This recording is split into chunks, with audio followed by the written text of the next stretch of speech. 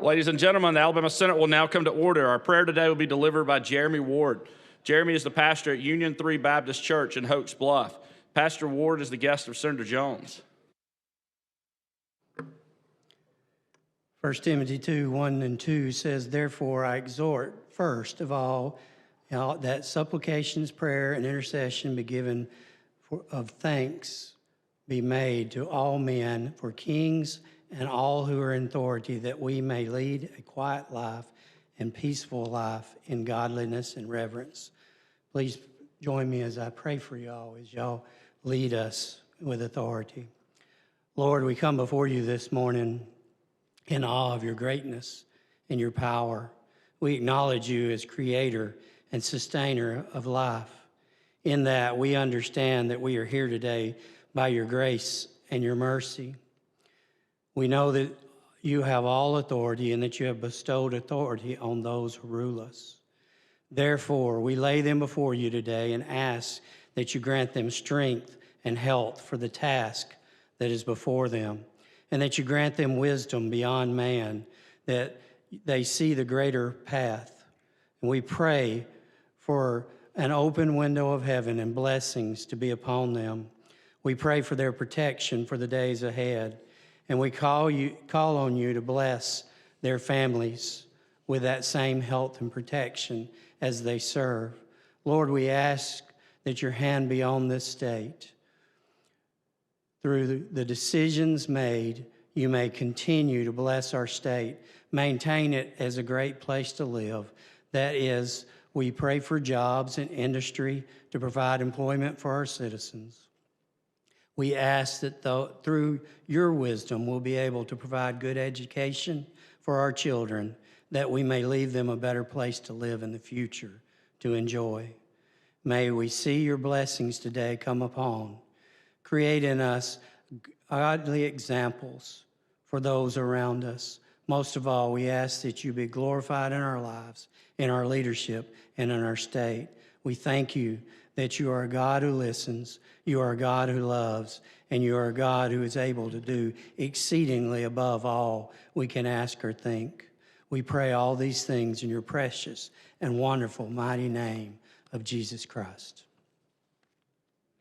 Amen. Thank you, Pastor Ward.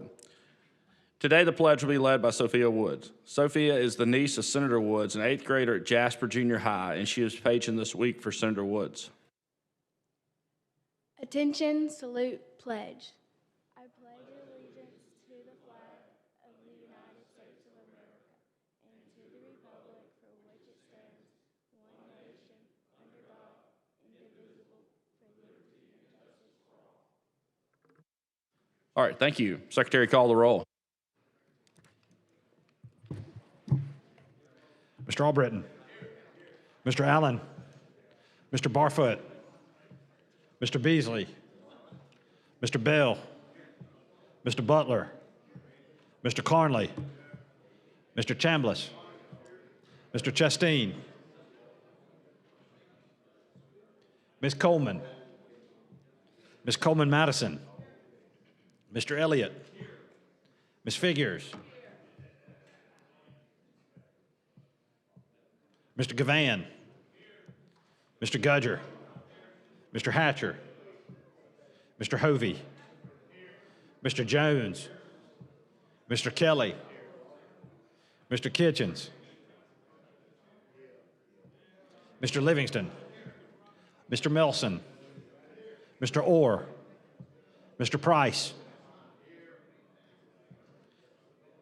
Mr. Roberts, Mr. Sessions, Mr. Shelnut, Mr. Singleton, Mr. Smithman, Mr. Stewart, Mr. Stutz, Mr. Wagner, Ms. Weaver, Mr. Williams, Mr. Woods. Ladies and gentlemen, we have 27 senators present, which is a quorum. The Senate is ready to transact business. Mr. President, Senator Wagner. move that we excuse absent senators. All right, any objection? Hearing none, so ordered. Mr. President, Senator Wagner. move that we dispense with the reading of the journal from the previous legislative day and that we adopt said journal. All right, any objection? Hearing none, so ordered. Senator Jones. Mr. President, move that we allow for the introduction of bills at any point throughout the day. All right, any objection? Hearing none, so ordered. Senator Jones. Mr. President, move that we allow for the introduction of committee reports at any point throughout the day. All right, any objection? Hearing none, so ordered. Thank you. Thank you, Mr. President.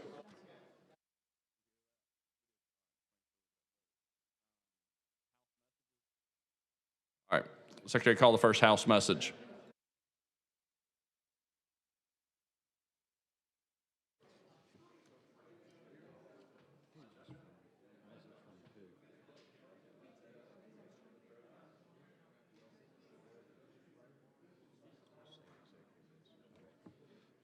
Executive message, Senate confirmation number 69, appointing Brandy Williams to the Alabama Fire College and Personnel Standards and Education Commission is referred to the Committee on Confirmations.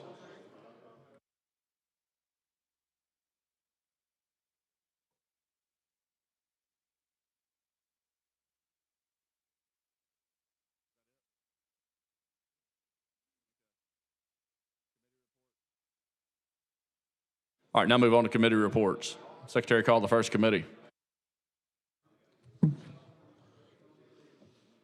From the Judiciary Committee, House Bill number 41 receives a favorable report by a vote of 12 ayes and 1 nay. From the Judiciary Committee, House Bill number 149 receives a favorable report by a vote of 9 ayes and 2 nays. From the Judiciary Committee, Senate Bill number 230 receives a favorable report by a vote of 13 ayes and 0 nays. From the Judiciary Committee, Senate Bill number 87 receives a favorable report with 1 amendment by a vote of 13 ayes and 0 nays.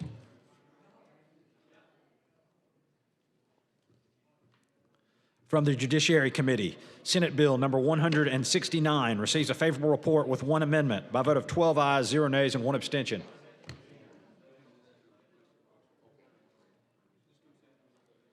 From the Judiciary Committee, Senate Bill number 238 receives a favorable report by a vote of 13 ayes and 0 nays.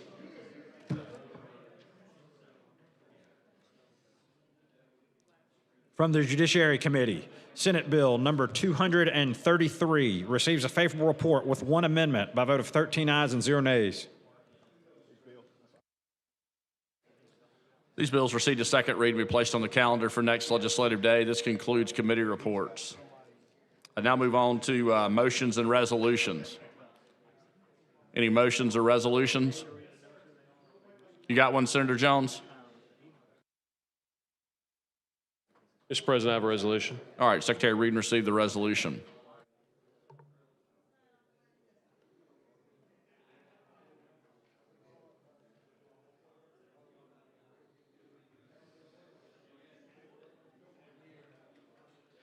Senate Joint Resolution number 31 by Senator Jones commending Mackenzie Grace Stigall on her accomplishments.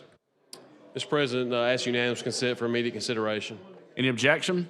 Hearing none, so ordered. All right, move for adoption. Move for adoption. All those in favor say aye. Aye. Any opposed? Resolution's adopted. Thank you, Mr. President. All right, Senator Elliott. Mr. President, I have a resolution. All right, Secretary, read and receive the resolution.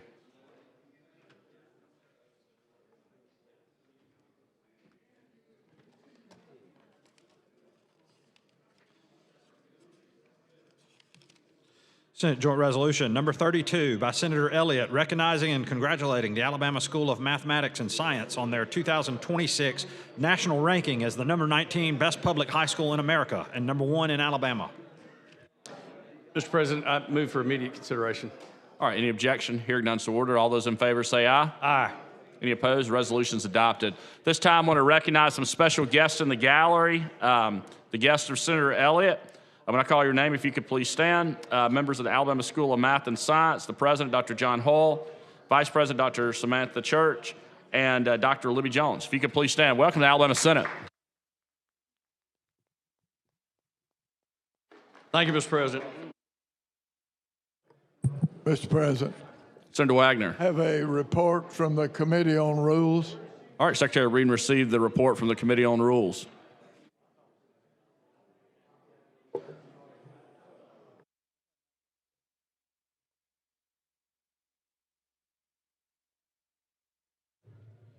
From the Committee on Rules, Senate Resolution Number 33, Special Order Calendar. Be it resolved by the Senate of the Legislature of Alabama that immediately upon the adoption of this resolution, the following business in the order set forth below shall be the special and paramount order of business for the 9th legislative day, taking precedence over the regular order of business or any pending or unfinished business. On page 6, Senate Bill Number 71 by Senator Chasteen regarding administrative rules. On page 25, House Bill 181 by Representative Marks and others regarding dredging. On page 23, House Bill Number 140 by Representative Sells regarding county subdivisions. On page 21, Senate Bill Number 206 by Senators Gavan and Butler regarding the legislature. On page 9, Senate Bill Number 58 by Senator Orr regarding public corruption. On page 17, House Bill 245 by Representative Collins regarding the Rural Hospital Investment Program. On page 21, Senate Bill Number 200 by Senator Smitherman and others regarding the Alabama Office of Minority Affairs. On page 28, Senate Bill Number 166 by Senators Figures and others regarding campaign finance. On page 16, Senate Bill 174 by Senator Albritton regarding natural resources. Mr. President, Senator Wagner. move the Senate adopt the report from the Committee on Rules using the short roll call. I would need to use the long roll. All right, Secretary, call the long roll. Mr. Albritton.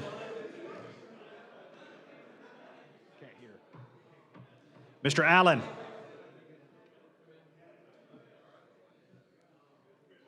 Mr. Barfoot.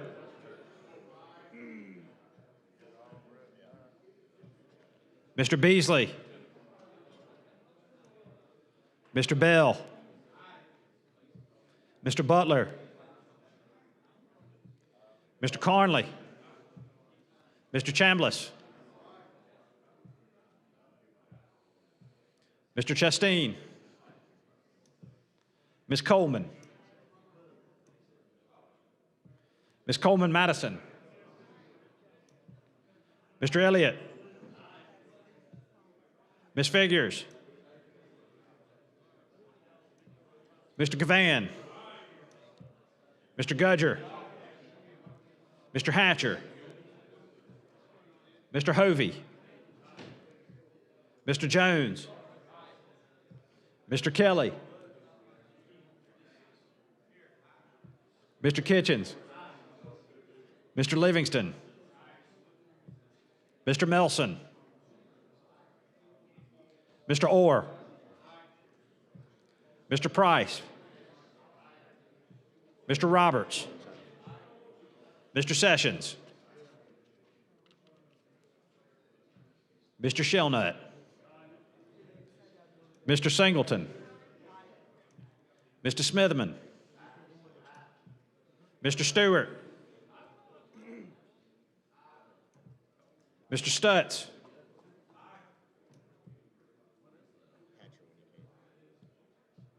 Mr. Wagner. Ms. Weaver. Mr. Williams. Mr. Woods.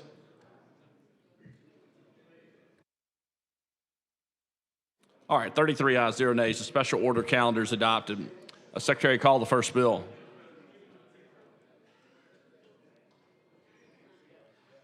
On page 6 of the calendar, Senate Bill Number 71 by Senator Chasteen regarding administrative rules. BR pending. All right, I want to recognize some special guests in the gallery, and I call your name. If you could please stand. The guest of Senator Bell, the St. Clair County Board of Education, also the Superintendent, Rusty St. John, and the CFO, Daniela Pope. If y'all could please stand. Welcome to the Alabama Senate. Good to have you today.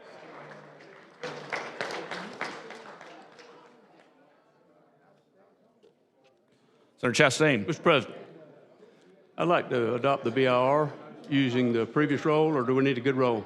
We got a good roll. Okay, I'd like to use the previous All right, roll. any objection? Hearing none, so ordered. Mr. Albritton. Mr. Woods. 33 ayes, 0 nays. The BR is adopted. Secretary, call the bill. On page 6 of the calendar, Senate Bill number 71 by Senator Chastain regarding administrative rules. Committee amendment pending. Senator Chastain. Mr. President, I'd like to offer the committee amendment. All right, would you like to use previous roll? Previous roll. Any objection? Hearing none, so ordered.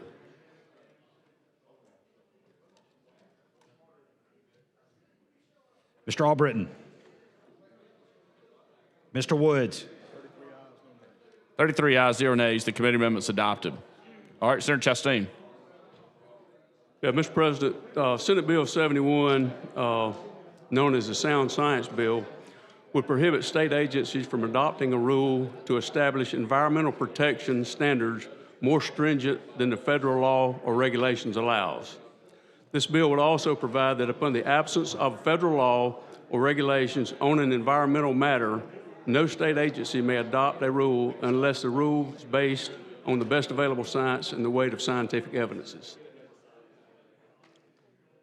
This time, I'll be happy to answer any questions. Senator Coleman. Thank you, Mr. Chairman. Senator Chastain, I wanted to ask you some questions about the bill because in my district, and I live in Jefferson County, but I got you. this is not just involving Jefferson County. There are a lot of areas where we have environmental injustice, and this is an ongoing battle. The problem is, even in, I use Jefferson County, in North Birmingham, where we had pollutants in that area from different plants. The whole community of North Birmingham is surrounded by plants. There was all kinds of chemicals, carcinogens, and what have you, that they came out and tested the soil. A lot of that soil had to be removed. As a matter of fact, they ended up building a school on toxic land, and it was highly toxic. They had to come in, remove the soil, do the same thing for that whole community. In the Inslee community, there was a company, I won't call the name of the company, but their job was to accept and properly dispose of car batteries. And of course, you know, these batteries have a lot of acid in it. But they were supposed to have been doing whatever was needed to properly dispose of it. And it was a huge operations. You could hear them operating and going on at night. What this particular company was doing, and by the way, this is right there at Jackson Olin High School, recreation center, houses all around it, along Village Creek. Village Creek runs like 23 miles, the city of Birmingham, all the way down to Bayview Lake, and then of course Bayview Lake goes into the Mobile Bay. But what they were doing was at night, they were digging a huge hole. Instead of properly disposing of these batteries, they were digging a hole, burying the batteries, and covering them up. Those were the machines that we would hear at night, that they were digging holes and covering them up. So in the daytime, you would come out there, you saw nothing. Everything was clean. But over the years, the acid and all the corrosions in those batteries was seeping into the soil and leaking into Village Creek and the waterway system. When they tested the children in that neighborhood for lead poisoning, it was 3 times what a normal adult would have. And you found in a lot of those cases, in those children, when they tested them, a lot of those children were in special ed, had learning disabilities and things like that. We have brownfields because we do have the old, what we call TCI or USX steel mills that's there. The whole Inslee facility that is still there, and that is still there. You have a lot of hot spots there. So the concerns that we have, and I could just go on and on. I remember when I was in college at Alabama A&M, Triana, for those people who live up in that area, if you remember that fiasco where they had the fish poisoning along that river, people who lived in that community, and that was a source of income. People fished there, they sold the fish, they used it to feed their families. There was a huge outbreak of sickness in that area. And so while I think I see what you're trying to do in a sense with this bill, but Alabama is not a homogeneous area where everything is the same, air quality, pollution, and those things are the same. In some areas, you don't have that. And of course, in communities that are low income and disadvantaged, you have a lot of marginalizing where people are located along the railroad tracks, along the creeks, where plants located. It's not point pollution all the time, it's non-point pollution where you have the plant upstream that's polluting the water and it's running downstream. In North Birmingham, the battle goes on with people not being able to breathe and cancer patients, and this has been proven by doctors' assessments and things of generational kinds of things that's been passed on. So the question that I have is that since this would be a bill that would govern the state of Alabama, and if this passes, you don't have any opportunity to target in to make those bad actors accountable for what they're doing. And to say that, and for years, I use this example of the one in North Birmingham is because every year when this particular plant's permits come up, we have to go to court. We're still in court about that because they don't follow the rules. I'm afraid that if there's nothing here that Alabama can do to hold them accountable, to hold their feet to the fire, what is going to happen is they are going to be able to do whatever they want to do in communities. People don't have any choice about where they live. They don't have money to pick up and leave and their home houses and everything. But the damage is going to be done to the people who live there in these communities. And there's not going to be an oversight or protection. So can you tell me how passing this bill is going to impact those people who are already suffering? And we have a lot of people who dump old tires, roofing material during the summertime. That stuff catches on fire and you have smoke. All of these, and I point out all these things because every one of these things that I'm talking about is happening or has happened in my district. Mm-hmm. This is a fight that we have on an ongoing basis. How is EPA going to protect, if this passes and we don't hold them to any kind of more stringent standards? Where you live, you may not have those problems. But it is a problem where I live. So how do we protect the people in my district? Well, first, and that's a very good question, and I think we need to address that and make sure that what we're doing here protects the citizens of Alabama from these environmental issues.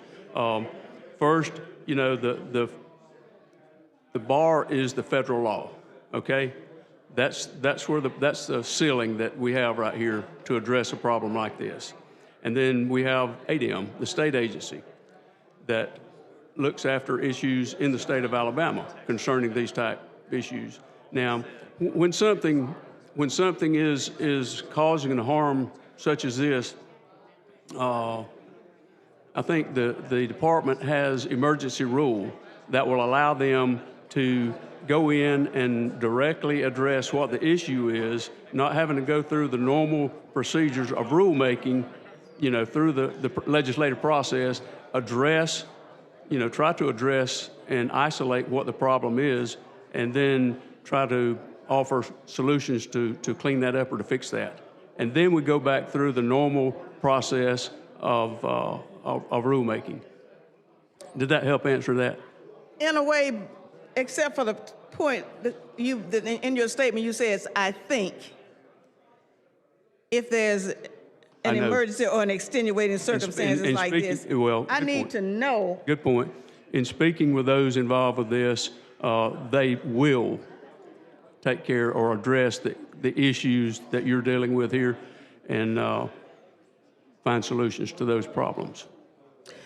Well, and I'm not going to belabor this because I know that you have already taken your poll and sometimes people don't understand the impact of something until it happens. Unfortunately, it happens to people that I represent, people who look like me, people who live in marginalized communities and don't have a choice. I would like to offer an amendment, please.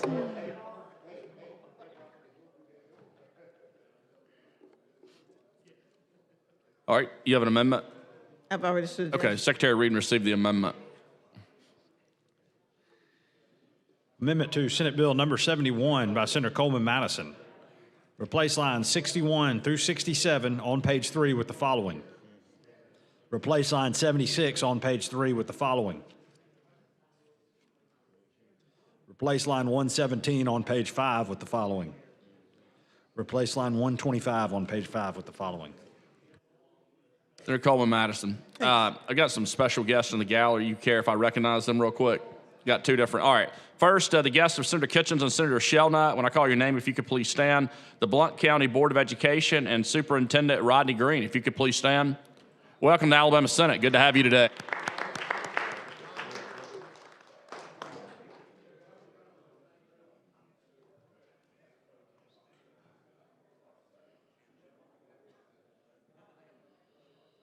All right. Next, the guest of Senator Woods, when I call your name, Michael and Megan Woods, the brother and sister-in-law of Senator Woods and parents to Sophia Woods, who is paging today. Also, Crystal Williams, a teacher at Jasper City Schools and mother of Navy Williams, who is paging to Senator Woods. If you could please stand. Welcome to the Alabama Senate. Good to have you today.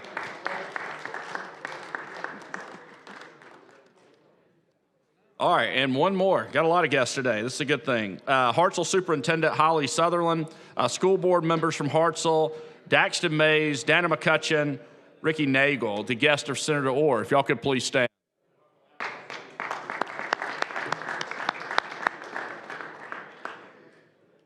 Great to have y'all today. All right, Senator Chastain. Yeah, Senator Coleman Madison, you and I had an opportunity this morning to discuss your amendment, and you know, my concern is that this amendment would gut the bill. Can you explain in what way? Well, it takes out, let me find your amendment if I can.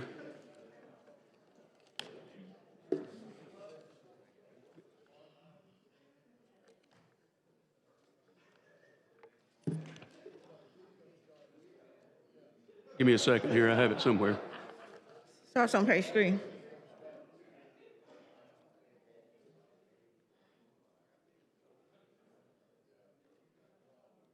Let me get a copy of your amendment and look at it, please. Oh,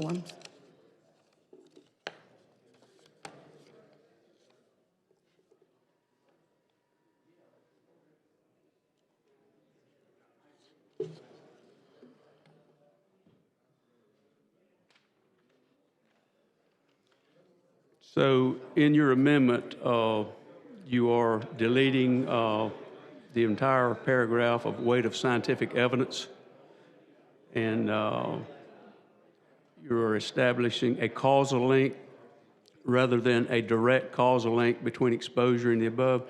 And the direct causal effect is based on science, and it's been looked at, and we agree that the causal effect is more on theory than on science. So with that being said, you know, I'll let you have a vote on your amendment, and I'll just ask the members to vote, and take a roll call, ask you to vote no on the amendment. All right, long roll. long roll. Okay, Secretary, call the long roll. Mr. Albritton. Mr. Allen. Mr. Barfoot. Mr. Beasley. Mr. Bell.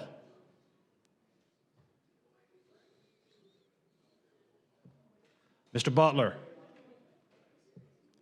Mr. Carnley. Mr. Chambliss. Mr. Chastain. No. Ms. Coleman. Ms. Coleman Madison. Aye. Mr. Elliott.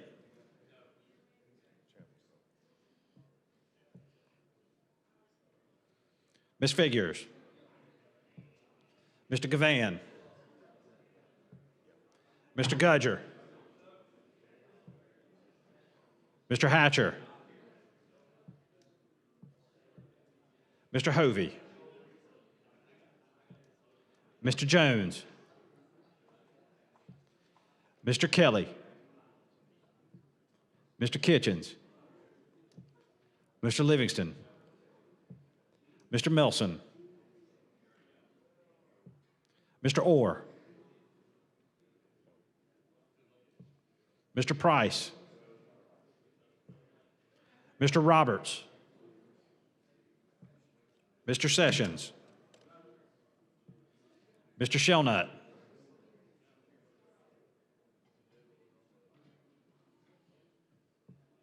Mr. Singleton, Mr. Smitherman, Mr. Stewart, Mr. Stutz, Mr. Wagner, Ms. Weaver, Mr. Williams, Mr. Woods.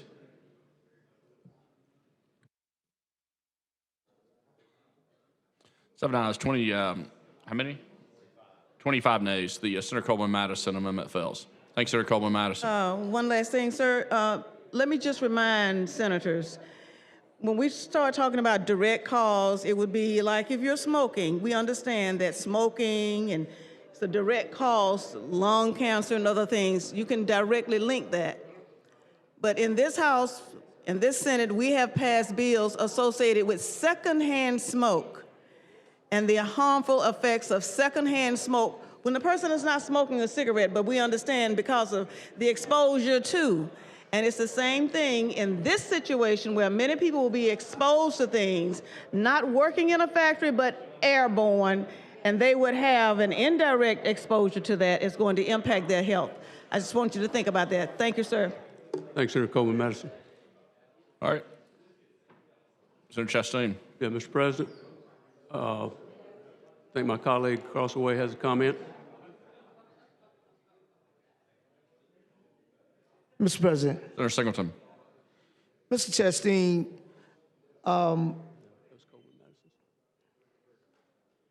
while I understand the concepts of this bill and how federal regulation with ADEM and with EPA, how those two agencies work together, one at the federal level and one at the state level. It's no different than federal money that comes down through DOT to build highways, and we have to deal with regulations at the level that we are with it. Currently, under these laws, the state of Alabama can have a brownfield. And in that brownfield, there can be federal regulations that regulates brownfields. And in that, you also can, currently, the state can say basically, you know, this is how we're gonna approach this brownfield to get it solved. Does this bill take away from the administration or the director of ADEM from being able to set standards in the state of Alabama? No, sir. Explain to me that, because it seems like it does takes away some of his ability to do so. Well, when ADEM makes a ruling, or then they have the ability to have a science-based or support. The science base is weighted though, right? It's a weighted science base. Right. And because as we know, science is really not exact, it's always fluid, it's always forever flowing. So science could change. That's the same way we saw with COVID. People was crying about COVID, but science was changing every day. And so here you're talking about science. So if you're saying that if, in fact, we found arsenic or some gases in the ground in a community, right? And that gas is affecting that particular community. So you're telling me that we have to go out there and identify what the gas is, say that it's a scientific, on the scientific scale of gases, and before EPA would be able to do something about it? Well, ADEM has the power of emergency rule when, So we're not taking away their emergency rule no, powers. sir, that remains in play for any situation that's a direct cause or harmful to human life. Okay. So, but when they approach it, they still have to approach it from what based on this bill, from whatever the federal standards are. Well, the federal standard is the ceiling, okay? I mean, but if there's a specific issue in the state of Alabama has the ability to address the issue directly in the state. It can't go above the federal law, but we can make it work for the issue that we're dealing with in the state of Alabama, Senator. So what you're saying that if a federal law or regulation establishes a standard, Correct. and it's the same and substantially similar to what the state has, that means that the state may not adopt or amend the rule to exceed what the federal standard is. Correct. That's what you're telling me. Okay. So let me ask this question. If no federal law or regulation establish a standard on the subject, and there's a gray area, who rules at that point in time? State has the ability to set that rule. So the state then has the ability to set that rule. Correct. So if there's no federal standard on that, Correct. and it's a gray area in there, the state still has the power to be able to States set still, that rule. they have the power. If there's no federal law, federal rule, or regulation in place for this particular issue, then you're correct. The state has the ability at that time to address the issue. Gotcha.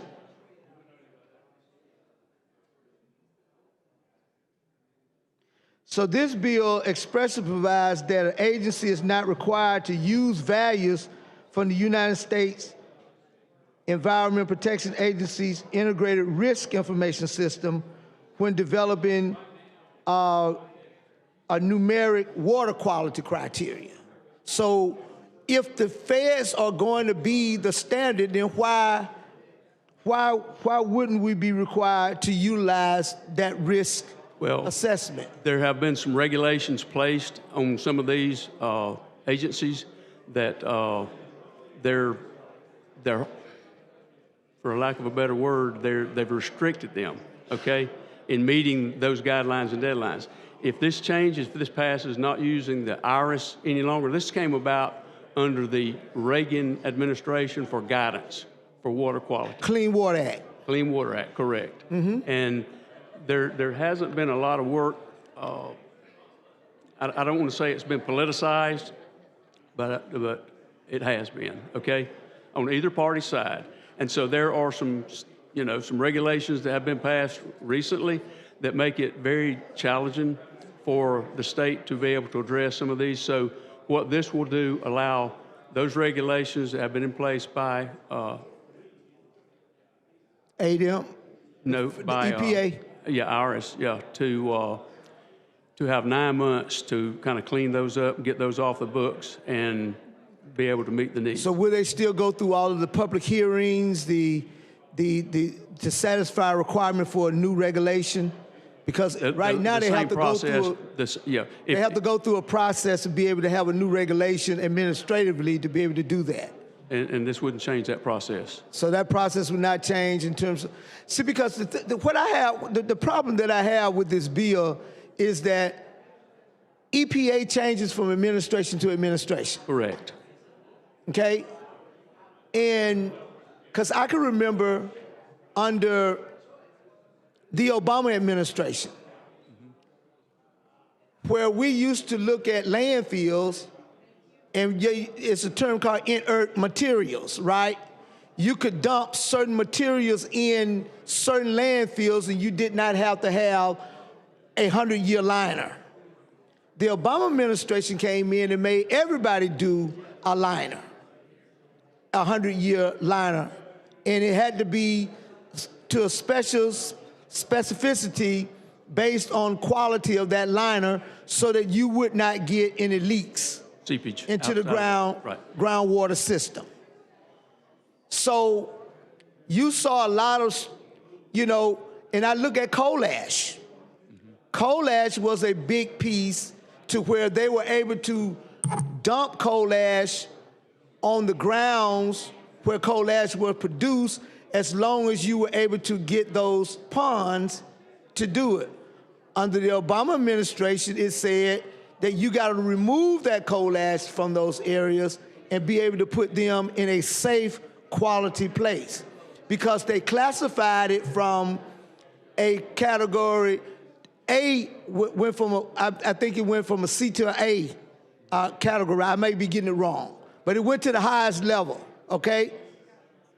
And so when you look at that, it put ADEM here in the state, while ADEM was willing to look and say, okay, as long as you have these ponds, we go out and we have these monitoring ponds, we monitor it, we see that there's no leak, it was okay. But when the Obama administration came in, now it wasn't okay. Mm-hmm. So how does this bill help the state of Alabama when we are talking about changes from administration to administration? Because even under the first Trump administration, they came back and undid everything under EPA that Obama had done. Right. So to answer your question there, I agree with what you said. It changes from administration to administration. And so right now, ADEM they're trying to have some of those restrictions eased, I guess you could say, so that they could be more compliant with what they're trying to do. And I want to go back to something that Senator Coleman talked about, because when you start talking about people dumping, and they dump in these marginalized communities, and so if EPA doesn't set a standard to say, you know, it's okay to go and dump in these folks' backyards or landfills or whatever in these marginalized communities, it sounds like ADEM would not have any play in its rules and regulation to be able to say, no, not in my state are you going to do that. We got to wait for the federal government now to tell whether or not we could be able to deal with that or not. It's my understanding that emergency rule that ADEM would have will allow them to be able to address immediately. I guess when you're talking about whether or not you can do something that's in conflictive with the federal government, I'm not sure under this bill now, when does the emergency rule kicks in? Mm-hmm. Is it when ADEM see that it's a threat to life and death or harm to a community? And it has to be based on science at that time. And who makes that determination as to what the science is saying, whether or not it's a harm to that particular community or not? Right. Yeah, that would be ADEM's call to make sure that they had the research, scientific research and evidence that would address the issue that they're dealing with in this particular case that you're talking about. You know, we don't want to have a bill, Senator. I think you and I both agree. We do not want to pass a legislation that would cause harm and then have it to where if there is an issue, it couldn't be resolved in a timely manner before there's, you know, loss or sickness to our general public. Right now we're going, let's go to Lowndes County. Okay. Where there's no sewer system, no disposable waste system that's out there. The land doesn't perk. It's hard to get a septic system in that will give them the proper septic system. You got a poor, marginalized community that can't afford to get a disposable wastewater system. You have Wisconsin mound systems that are out there, some of those old systems that used to be called the Wisconsin mound system, that where you can set up a mound and you be able to store waste in, and suspended solids then will come off into a clear liquid. So therefore you wasn't violating the EPA or ADEM wastewater and groundwater rules. So right now, if EPA comes in and say that no septic tanks are allowed in the state of Alabama, And if that's all work for us, we have no other choice. The state has no other choice but now to go with what EPA says if the state cannot set some standards for itself. Correct. And this bill would take that away from the state from being able to set those standards for themselves and say that, hey, we know, and I understand the Emergency Act, Gotcha. but at the end of the day, Lowndes County been dealing with this problem for the last 50 years, and it still hadn't been solved neither by EPA, under nobody administration, whether it's Bush, Reagan, second Bush, Obama, Trump, or no one has solved this problem in Lowndes County to this day. Neither has ADEM adequately addressed this problem. How do we assure that problems such as that goes to that extreme can be addressed in the state of Alabama if in fact we don't have rule and authority power, if in fact that we pass this bill? Well, I guess my question to you is, over the last, you said 20 years, this problem has been ongoing. There's been no resolution to it, from EPA, ADEM. Or ADEM. So, even when we got ARPA funds, we put $5 million of ARPA fund, and I think somebody got smart, and they took $2.5 million and sent somewhere else, and they didn't get but $2.5 million over there to try to at least put septic tanks in. And that didn't fix the problem. And it didn't fix the problem. It didn't fix all of the problems. Right. Okay? Because you got people over there in that community that got barrels, 55-gallon drum barrels in the ground that is taking in their suspended solids that would then try to have field lines that runs out to be able to get clear water out, but it's not always clear because you got still a lot of suspended solids that are flowing. Right. Okay? And that makes it environmentally hazard for that community. And if we're not able to address that in the state, and if EPA says that we can't deal with that, then what authority do we have as our state or the state of Alabama to be able to deal with our own environmental issues under this bill? I think that's the problem that ADEM has to address. They haven't addressed it in the past. It's my understanding what you said. So how do we get them to the table to make a difference in those areas? And I'll work with you, Senator, on that, because that's an area that you represent, and see if we can work with this agency to help find some kind of solution to this problem, this ongoing problem. So I guess, and again, I get it. I understand federal law shall be the seal in it. State law should not supersede. But if we're talking about, I can see it if we were in conflict, but it say if it is the same in or similar law, then it shall take precedence. And so I'm worried about, do we really need ADEM if we're going to pass this law? Do we really need ADEM? Do we really need all of the people we have over in ADEM for drinking water, for wastewater, for storm water? Do we, for environmental hazards, for brownfields? Do we really need ADEM if EPA is going to just come in and overtake everything that we need to do? And will EPA then continue to fund it? Will they send money down to our state? Are we going to get any more money by passing this bill, coming to our state, by coming in line with what EPA wants us to do? I don't know. I don't know the answer to those questions, because at the end of the day, I want to make sure that we have an agency that protects us here in the state of Alabama, that has the interests of the state of Alabama.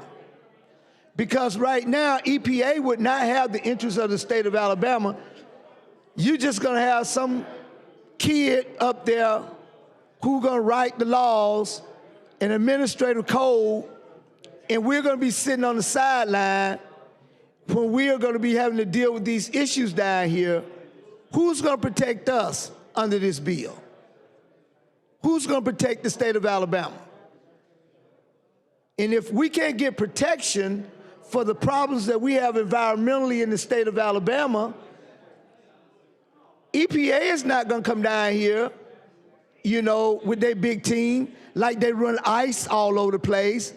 Are they gonna run an EPA team like they run ICE to come in and solve the issues of the people of the state of Alabama, Rhode Island, or wherever it is? Because EPA has 50 states to deal with. ADEM only has one.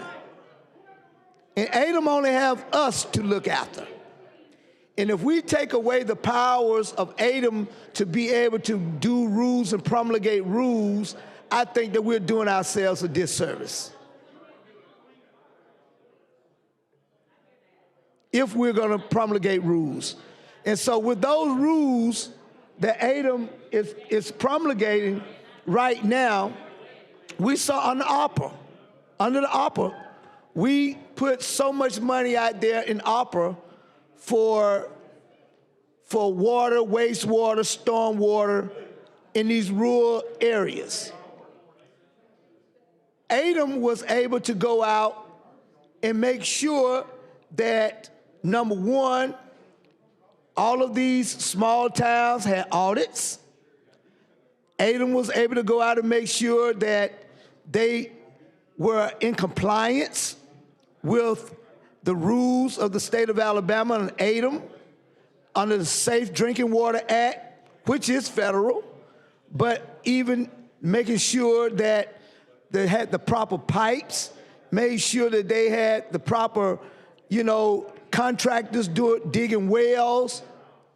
ADEM was able to go out and make sure that we spent the $230-some-odd million that we spent of ARPA funds and came back and reported to us as a legislature everything that we had done.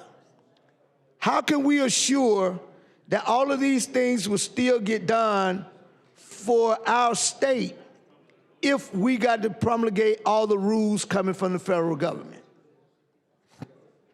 Senator, I think this falls directly on the shoulders of ADEM in the state to make sure that we have the rules in place that is best for what is best in the best interest of what. But if they're in conflict with what the feds want, even if they're best for us, see, that's where I got a problem.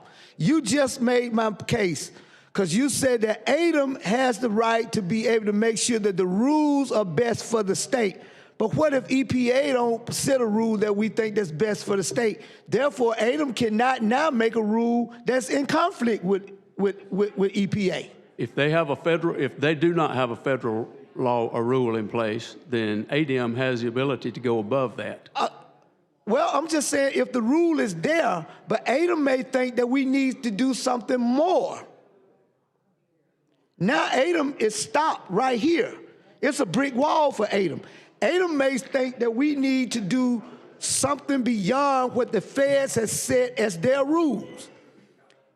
And if ADEM feel that this is going to be the best for the state of Alabama, and we need to promulgate a rule that is more stricter than what they have done to get the job done, then ADEM is hands are tied now. Not the emergency rule, because now it's under this rule to say that it will become in conflict with the federal government if it's the same in or similar act, right? Correct. That's what this bill does. So if the directive of ADEM says under our drinking water that we need to maybe set a standard to say that we want fluoride in our drinking water, the federal government say, no, we don't want fluoride in our drinking water. ADEM can't make a rule then to put fluoride in our drinking water, even if they know it is best that we put fluoride. I'm just using it as an example. I understand. Okay? Gotcha. They can't say then, even though they know that these kids over here are not getting the proper fluoride, we want to put it in the water, make sure these kids are not having cavities, da-da-da-da-da. because they did that in the 70s and the 80s and the 90s. They was putting fluoride in the drinking water. So now, because the way I look at our Health and Human Services, the way this guy come about, he don't believe in anything. I'm good. Okay? He don't believe in anything. So if the chairman or the secretary of ADEM decides that we don't want to test for aminas in water anymore, and we know that those particles are in water, then ADEM know that this system over here has those particles in it. ADEM cannot then address it anymore. I go to my district. There are a lot of my communities have those old iron rust pipes. People are changing now. Back in the 70s and 80s and 90s, changed those old iron rust pipes out to PVC, right? You have a lot of, in the ground right now, old terracotta sewer pipes. I know some over in Sumter County right now. I know some that are over in Lowndes County right now, those old terracotta pipes that they used to run, which is totally outlawed, but they got grandfathered in. If ADEM says that we want to remove these pipes out of the ground and the federal government say that they are okay,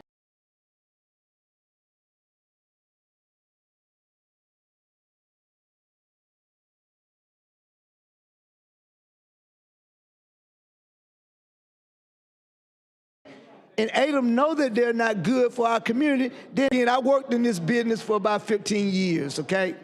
And I understand it. I just want to make sure that we are all on the same page when it comes to our state. The federal government has enough to deal with. They're big enough to be who they are. Let me ask this question. Is ADEM pushing this? No, ADEM is neutral on this bill, okay? I figure ADEM should not want this. They are neutral on this bill. Of course they're going to tell us they're neutral. Come on, we know better than that. When an agency tell you they're neutral, that means they're against it.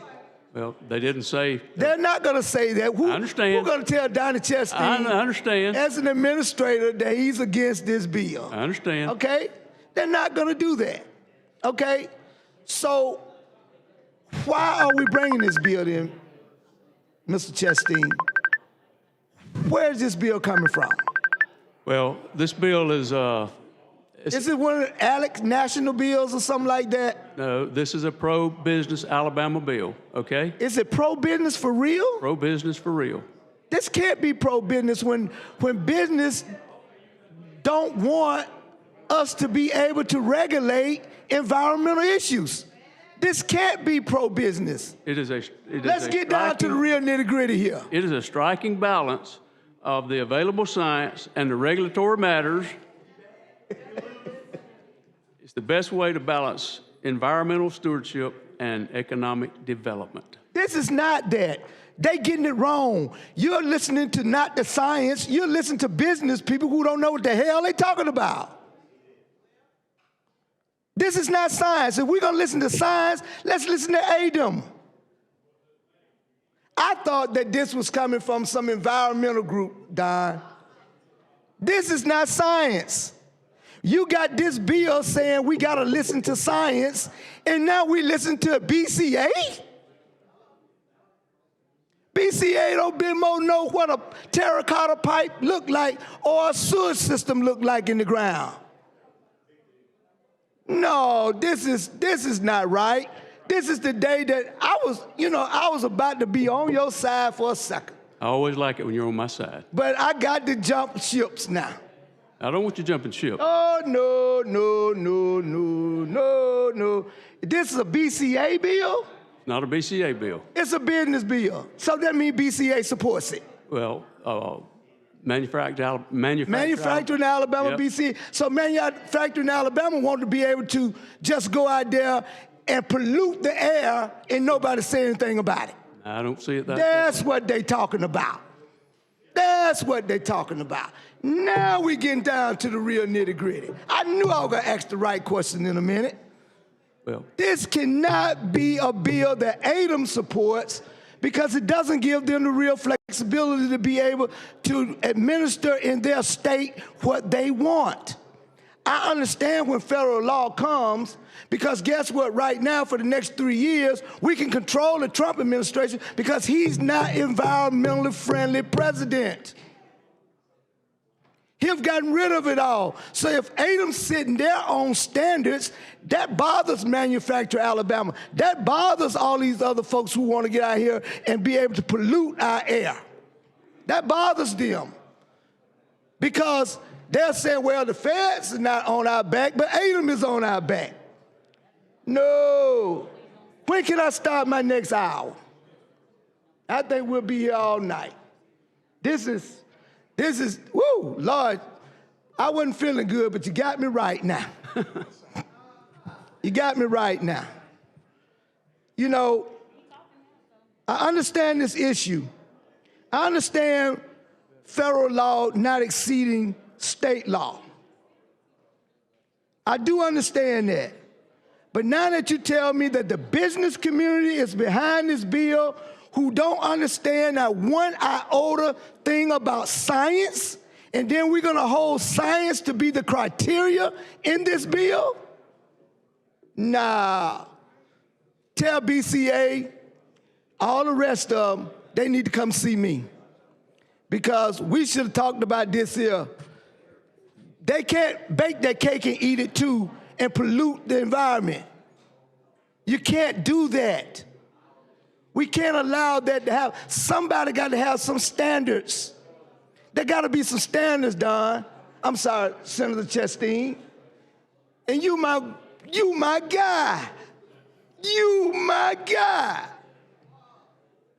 But we got to have some standards somewhere. There has to be standards. Otherwise, people just going to go haywire. And guess what? We're going to end up with a polluted community. A polluted community all in the name of doing business. During COVID, we gave them immunity, and they could just send folks in factories, and people got sick and died. We gave them immunity. I'm for business, but we got to have business with some standards. And if we allow them to relax all the standards, they get to do what they want to do. They get to pollute the air the way they want to pollute the air. Because the Trump administration right now don't care. We see what their EPA is doing, so they want to get away with the next 3 years like they want to under this bill, without ADAM being able to regulate where there's the gray areas. And if there is no law there, ADAM is bumped up to something that they are, hands are tied. Don't do this to us, Senator. Don't do this to the people of the state of Alabama, because when they start polluting your community, unintended consequences are going to happen. When they start polluting your community, then you're going to be sitting there saying, well, man, I should have passed that bill. Because they will roll out everything that they can, when they can, how they can. We got to have some standards. In the state of Alabama, standards still doesn't go beyond EPA, where there are gray areas. We still gotta have standards. And the business community should not be the one who set those standards. They don't know nothing about science. They need to stick in their lane and do business. That's what they need to do. Do business. And allow the people who are in the environmental protection of the people of the state of Alabama. We're talking about polluting 5 million people and just letting them go with what they want to go with. Business have no idea what they're doing. They think they want this. Now they can get away with some things. They don't have to pay some fines. They can get away with it because the Trump administration is not fining anyone right now. They won't have to pay these fines. that ADEM may put on them. They don't have to get that license that ADEM might put on them. They don't have to get approval, engineering approval, to do the next stage of something that ADEM would make them do.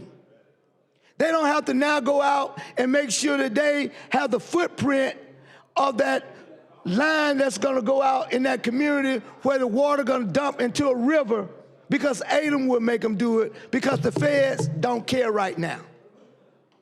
That's the problem we're gonna have. Now they can start back dumping into your rivers, stream, and polluting your fishes if they want to manufacture Alabama. If they want to under this bill. Because right now, for the next 3 years, they'll get it all in until the next administration come along. They'll do all they could do until the next administration come along. So you probably hadn't thought about that. They're gonna pollute our streams and waters and fishes. They're gonna pollute that.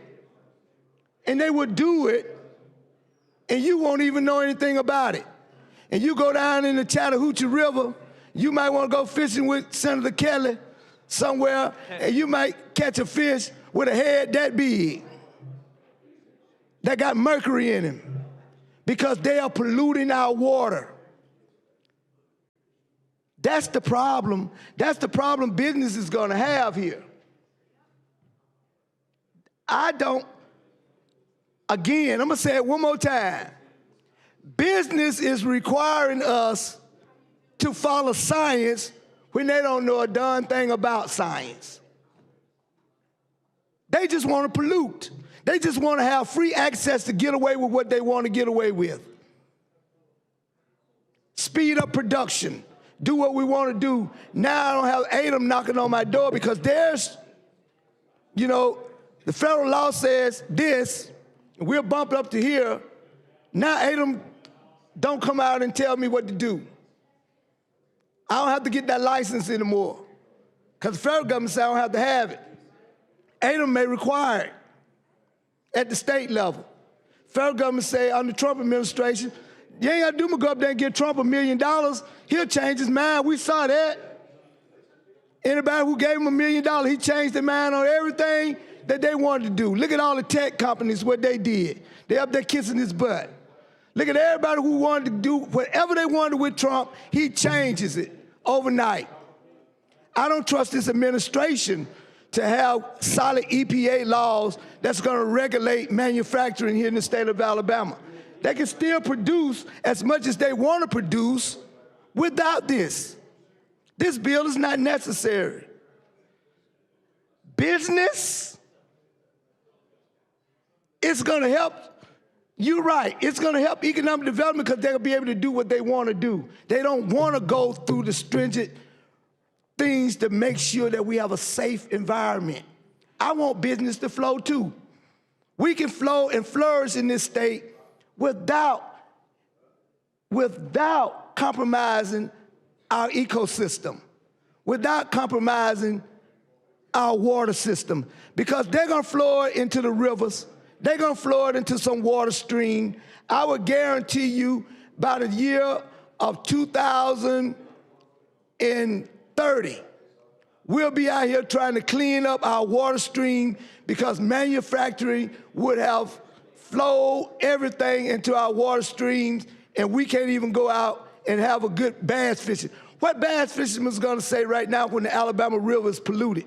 They can't come in and catch the bass. We're going to lose all of that economic development.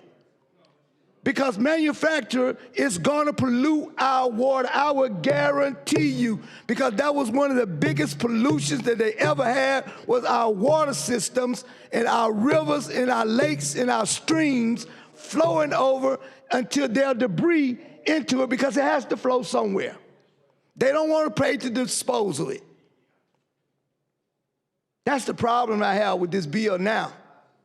I understood the federal regulation, and I was going along with you. I understood what EPA does because I told you I worked in this industry for years, and I understood it. But now that you tell me business want it done changed the whole atmosphere of this room for me now. They just want to get away with something. They don't want regulations, and you should not be for that. You should not be for that. just because business say something. See, your party is about business and not about the people. And the people is who elect you. The people who elect each and every one of us in this room, but whenever it comes to your party, it's all about what business want. And business want profits. And that's all that they're gonna do is make profit off the polluting our environment. They're gonna be down there where you go fishing at all the time. You are not gonna be able to get a good fish out of there because those manufacturers are gonna be dumping into the Alabama River that's gonna go and float all the way into the Gulf. Mercury gonna fly everywhere. All other carcinogens and all the other chemicals are gonna be out there in our waters. We're gonna be trying to clean up our waters and streams in the next 5 to 10 years because this bill gonna give them the freedom to be able to go and do what they wanna do. I have a problem with that. I have a problem with that. If ADEM said that they wanted this, I would understand that ADEM was trying to comply with what federal rules want. But this is a business bill who don't know a damn thing about science. I'm sorry, Mr. President. I just got emotional. Your children won't be able to fish in a good fishing plant, a good fish water, because they're gonna be polluted. These businesses are gonna get away with it. Those manufacturers are gonna get away with it. They're gonna flow it off into our rivers and streams. They're gonna flow it off into it. This bill is a bad bill. This is a bad bill the way it's written. That's why we must follow the rules and regulation of the authority that's been given unto ADEM in our state. I don't like all of their rules, but we have to abide by them. And that's why we are governed. We are government. We are governed by rules and regulations. When we start allowing people just to have those freedoms to do all those things that they want to do, BCA ain't gonna pay not one dime to clean up a water stream. We're gonna be in here trying to find money on the backs of poor people, taking money from someone else just to clean up our water pollution. That's what's gonna happen. That's what's gonna happen at the end of the day. I hope y'all are listening. I hope y'all haven't totally committed to this bill in the name of business. Business, you may want business and think that you want that, but business is gonna hurt us and hurt our ecosystem, gonna hurt our environment. We talking about clean parks and want to recruit people back into the state of Alabama. This is gonna be a problem. It's gonna be a problem. And business have no idea of what the heck they're talking about and what they want. And business, again, one more time, want us to follow the science in the bill, and they don't know anything about science. They want it to be based on scientific evidence before it becomes a regulation. People will be dead by that time. By the time the Trump EPA says that it's a problem, people will be dead. The Trump EPA is the worst EPA system that we've seen in the history of EPA. They have no real regulations. That's why this bill will be bad.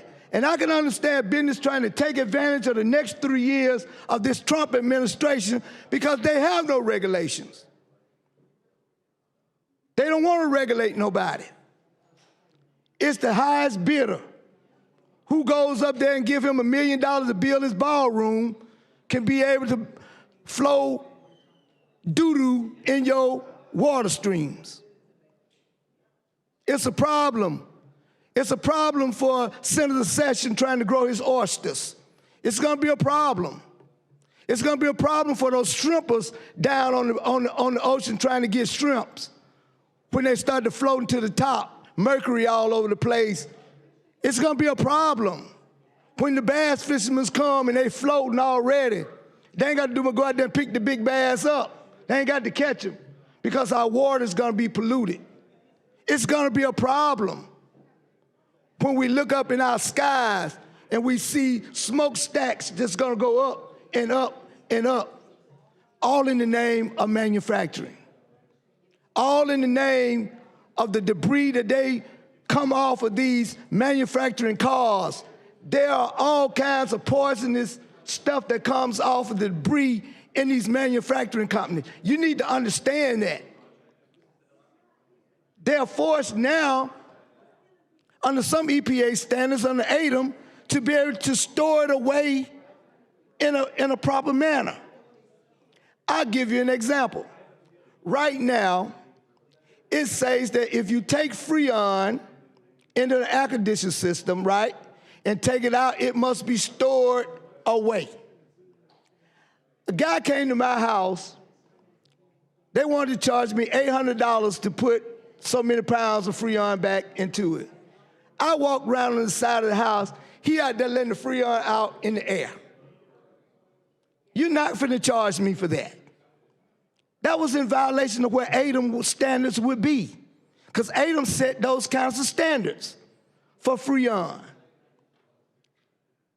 But if these big plants, wood manufacturers and all of these plants just started doing debris everywhere, we're gonna have a problem in our ecosystem.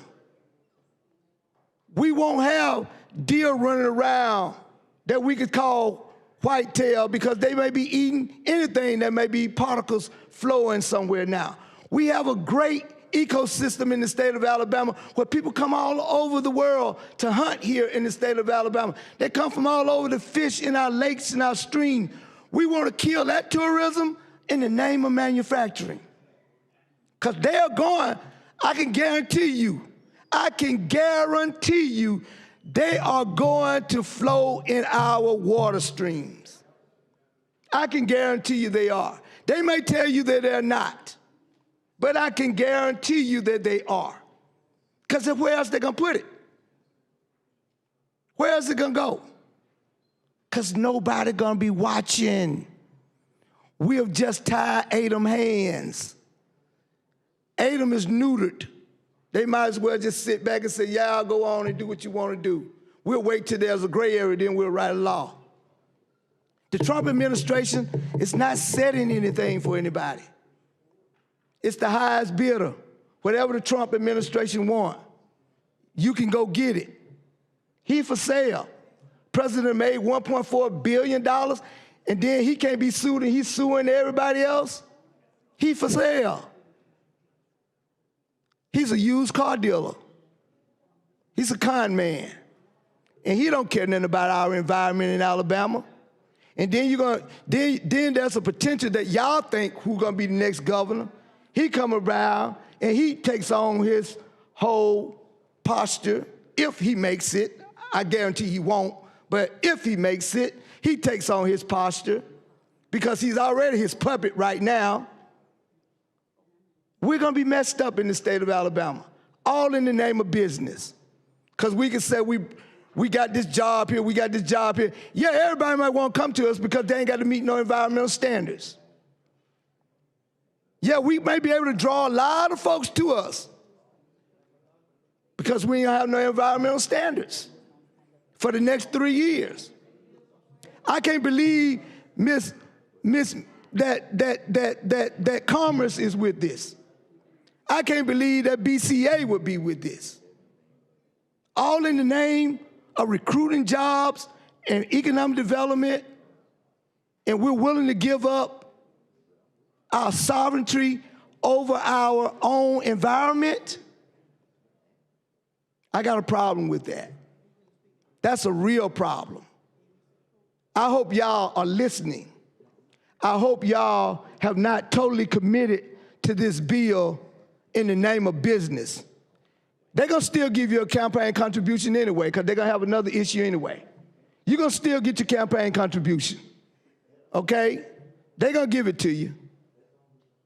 But in the name of business, why are we willing to sacrifice our total ecosystem around drinking water, around wastewater, around our rivers and streams, around our air and pollution?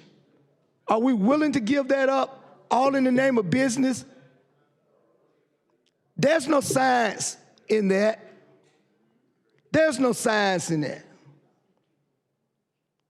I have a Singleton, problem. you care if I recognize some special guests in the Please gallery? do, Mr. President. All right, thank you. Guest of Senator Sessions, when I call your name, if you could please stand. Mobile Bar Pilots, Jason Comer and Dave Baralt. Welcome to Alabama Senate. Good to have you today.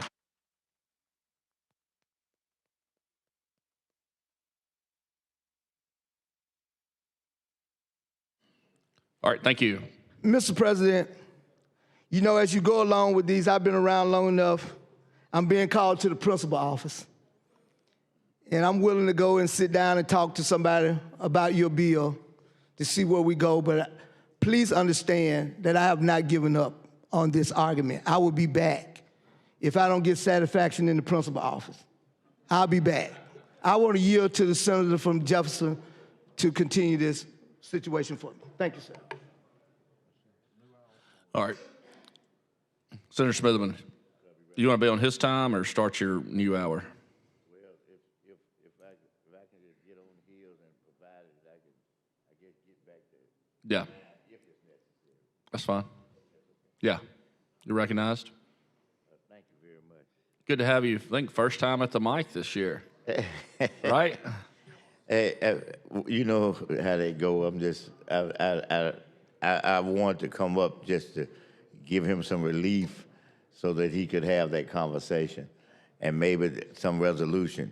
I don't know if they need to give you some relief because you might need to be at the conversation too.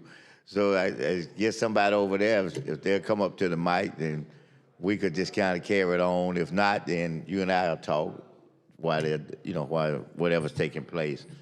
I guess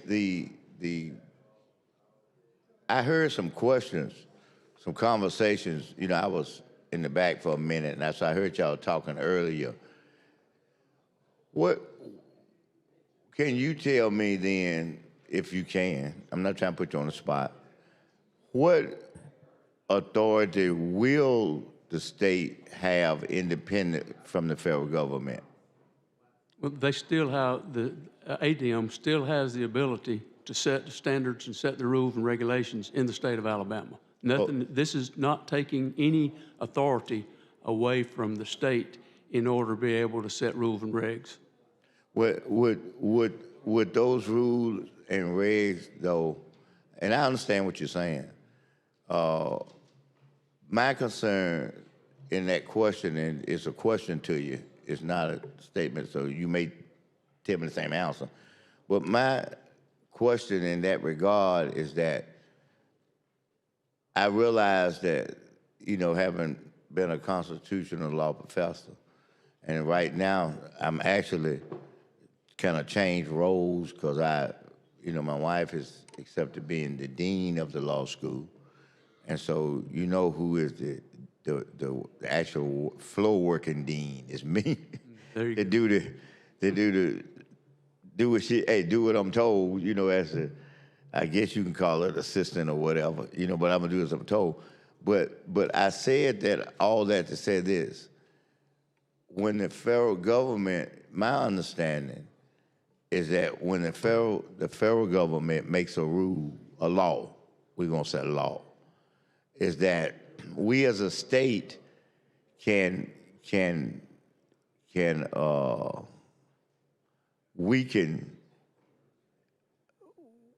make rules and regs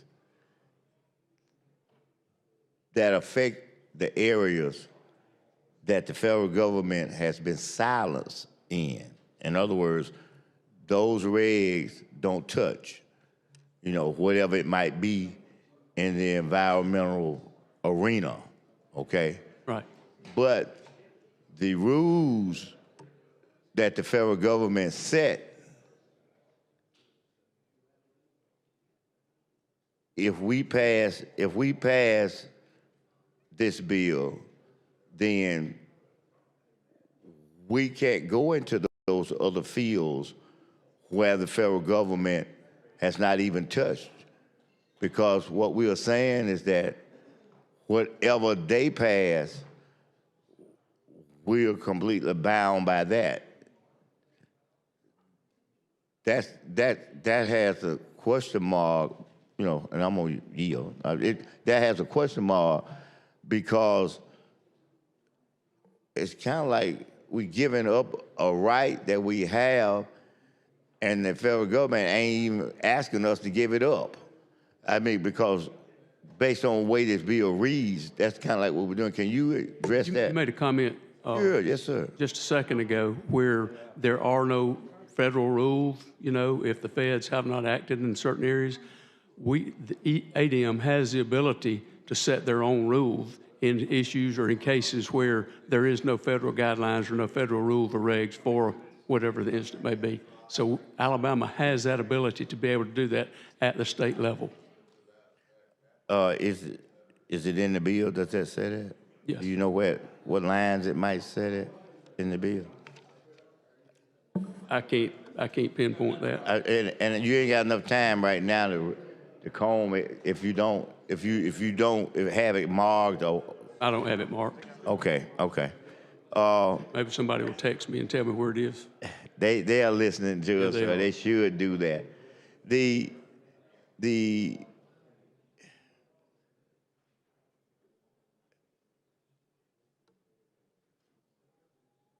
Do we know what areas that the federal rule is addressing?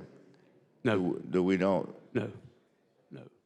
But Directly or we gon- specifically, we don't know. I mean, I can't tell you from this From bill the what they address and what they do not. Is it anybody in here? I don't mean. I'm talking about any reference people that can pull up whatever the federal regs are in relationship to what we are doing. Is it anybody from legislative reference in here that can possibly do that? Because I think that it's important to know what we are agreeing to do, and I think it's important to know if that ties our hands to, and that's all that we can do. You know, I don't see any problems with trying to incorporate what the federal regs or policy or laws are doing, because that may be good for us to do. But go right on. I think you give it. So municipal solid waste is completely under ADM, not EPA, and the state is free to regulate in those cases as it sees fit. Okay, that's now having heard that, that's why I'm trying to talk to reference, because I want to know what it is that we're agreeing to do. I mean, not the process. I know we're saying in line with the federal.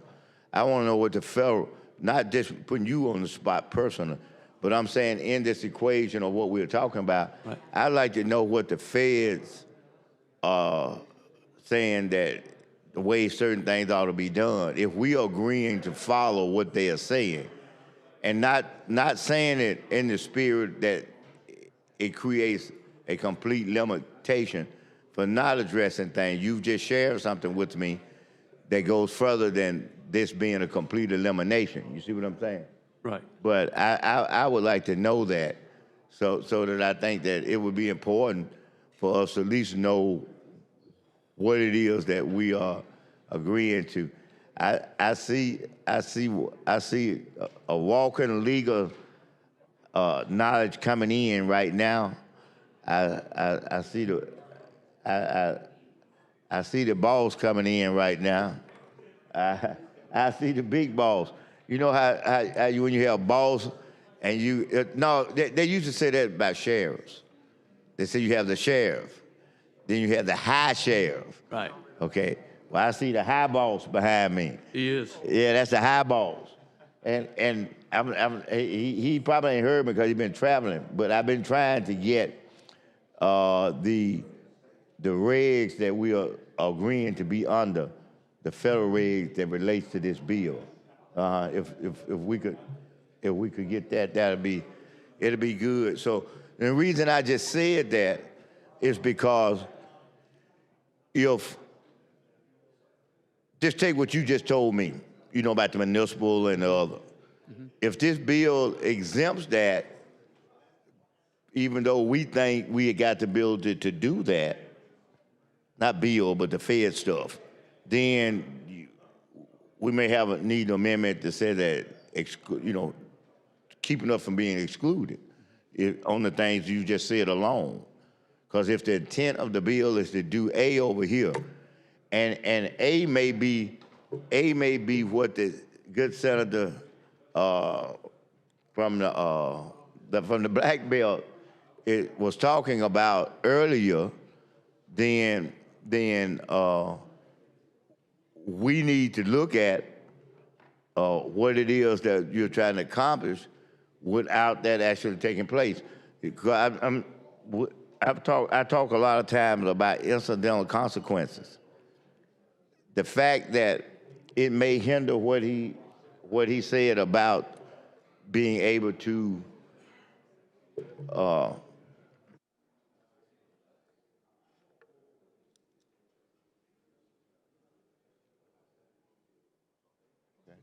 you want him to do it? Either one. Okay, you can. I got it. Mr. President, Senator Chastain. yeah, I would like to carry this bill over at the call of the chair. We have several other bills on the calendar today that we would like to get to, so I'd like to carry it over at the call of the chair. All right, any objection? Hearing none, so ordered. Senate Bill 71 is carried over, call of the chair.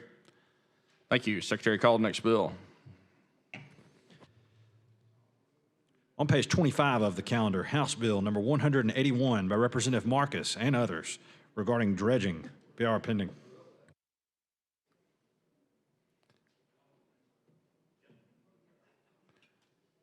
Senator Elliott. President, this is a bill that deals with the environment and water. And if it's okay with my colleague, I'd like to go ahead and move the BIR using the, we got a good roll? No. Okay. We need to call the long roll, then using the long roll, please. All right, Secretary, call the long roll. Mr. Albritton. Mr. Allen. Mr. Barfoot. Mr. Beasley. Mr. Bell. Mr. Butler. Mr. Carnley. Mr. Chambliss. Mr. Chastain. Ms. Coleman. Ms. Coleman Madison. Mr. Elliott. Ms. Figures. Mr. Gavan. Mr. Gudger. Mr. Hatcher.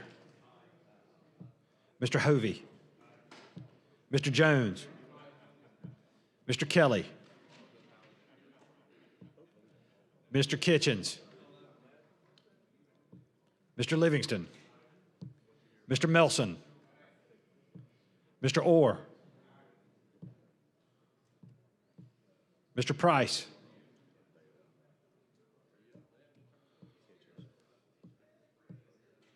Mr. Roberts. Mr. Sessions. Mr. Shelnut. Mr. Singleton.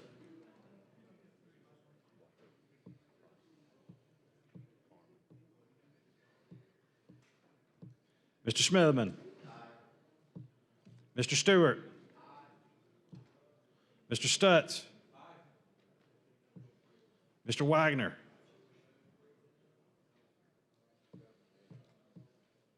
Ms. Weaver. Mr. Williams.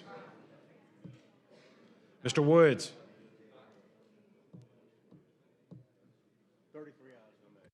33 ayes, 0 nays. The BR is adopted. Secretary, call the bill.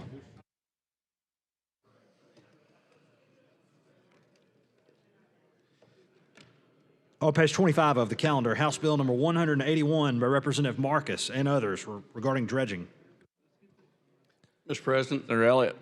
Thank you for the recognition. Members, this bill deals with dredging in Mobile Bay and requiring 70% of that dredge material to to be used for beneficial use. It further defines what is and specifically what is not beneficial use.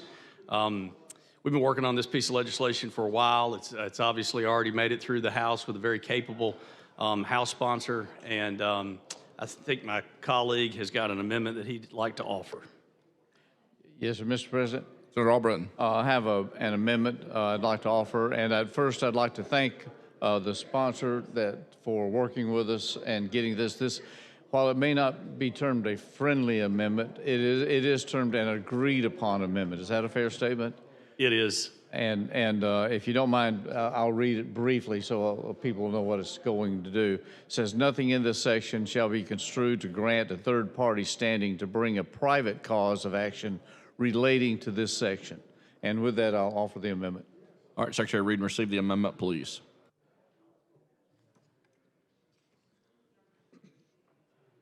Amendment to House Bill 181 by Senator Albritton.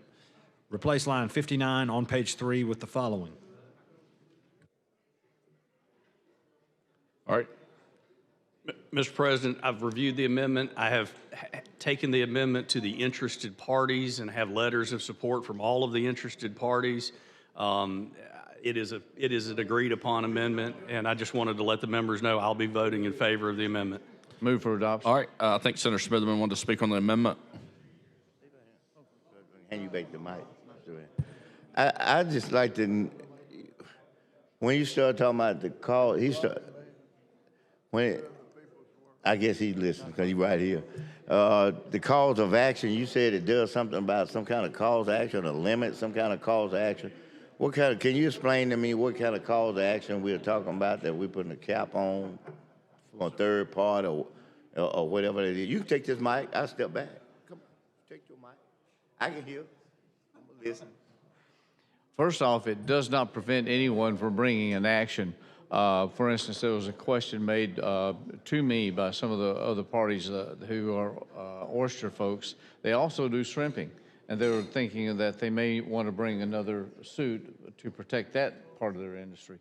This does not prevent that at all. It doesn't prevent anything that's going along that line. What the purpose of this is that we have worked hard. These individuals and these parties have worked very hard to come to an agreement of how to do some things, how to fund those things, and how to move forward with making this in the interest of everyone. And with that, one question that I had is that's great up until somebody becomes disgruntled and wants to file a suit making another claim along this same line.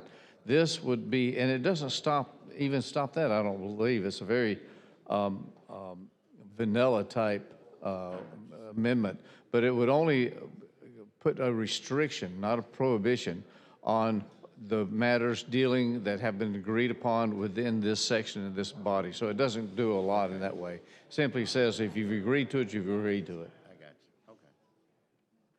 That's it. Move for adoption. Using previous role without objection. All right. Any objection? Hearing none, so ordered. Mr. Albritton. Mr. Woods.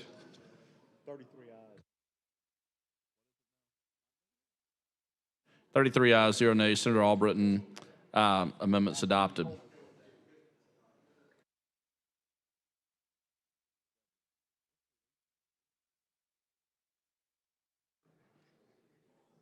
Senator Sessions. President, thank you. Senator Elliott, appreciate this.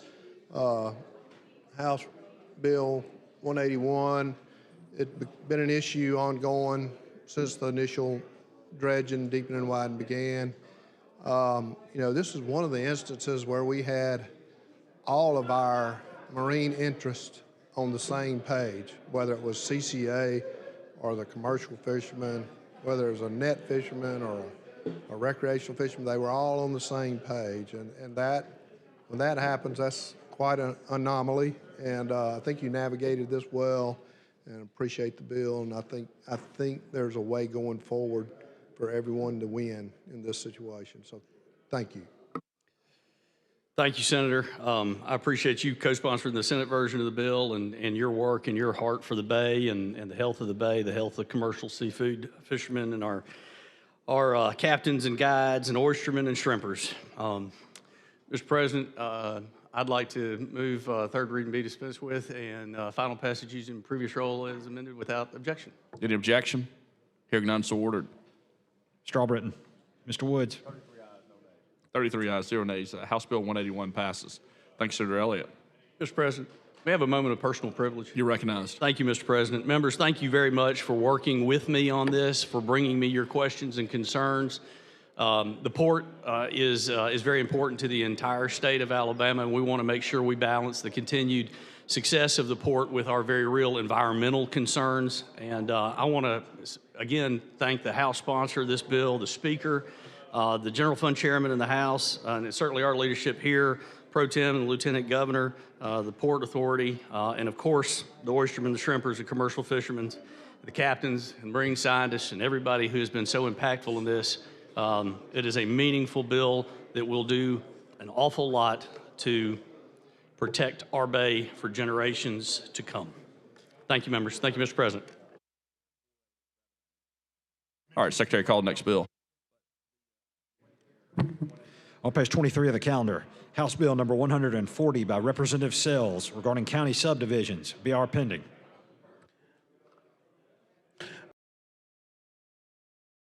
Mr. President, I move that we adopt the BIR using previous role without objection. All right, any objection? Hearing none, so ordered. Mr. Albritton. Mr. Woods.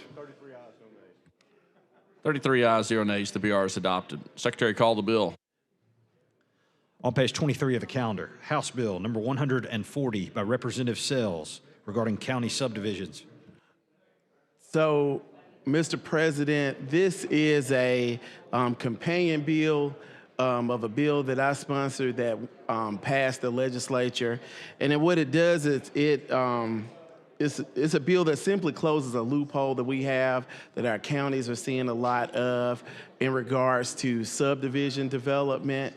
And people have been sidestepping, developers have been sidestepping the loophole. What this bill does is it equalizes how we deal with subdivision development and to match city regulations. And so there is a amendment pertaining to Mobile County. And so I would like that amendment to be offered at this time. President, I have the amendment. Secretary, read and receive the amendment, please.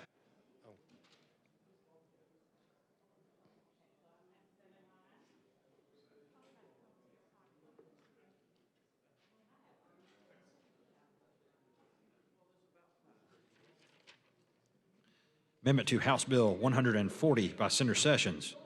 Replace line 12 on page 1 with the following. Replace line 93 on page 4 with the following.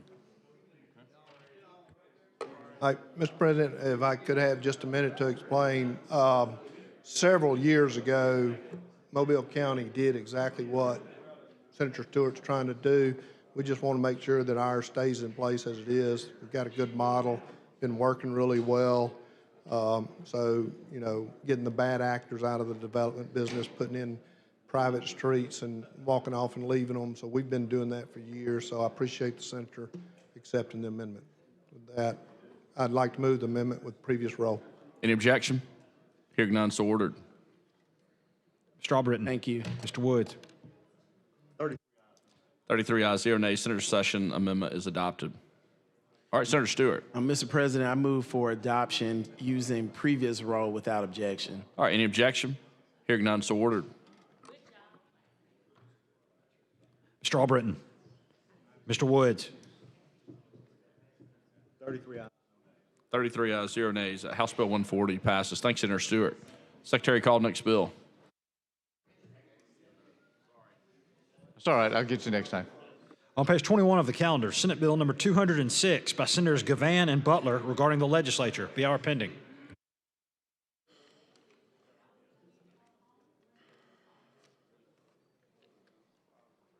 Mr. President, I move the BIR using previous role without objection.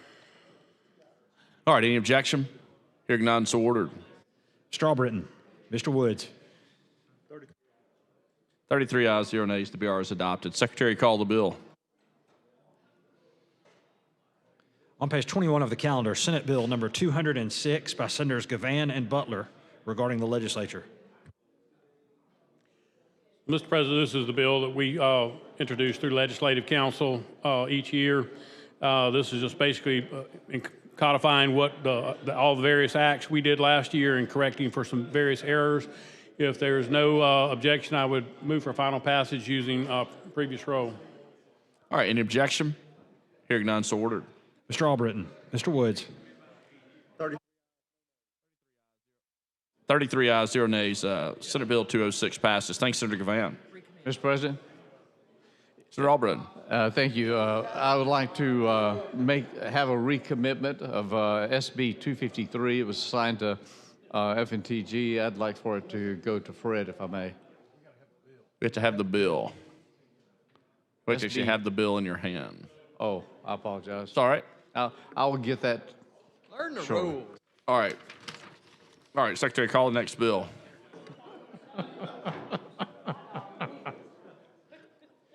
On page 9 of the calendar, Senate Bill number 58 by Senator Orr regarding public corruption. BR pending. Senator Mr. Orr. President, move adoption of the BR using the previous roll. All right, any objection? Hearing none, so ordered. Mr. Albritton. Mr. Woods.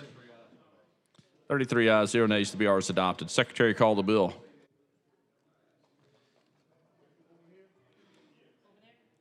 On page 9 of the calendar, Senate Bill number 58 by Senator Orr regarding public corruption. Mr. President, I have an Senator Orr. amendment. All right, Secretary, read and receive the amendment, please. Amendment to Senate Bill number 58 by Senator Orr. Replace lines 45 through 46 on page 2 with the following. Replace line 94 on page 4 with the following. All right, thank you, Mr. President. I'd move adoption of the amendment using the previous roll. All right, any objection? Hearing none, so ordered. Mr. Albritton.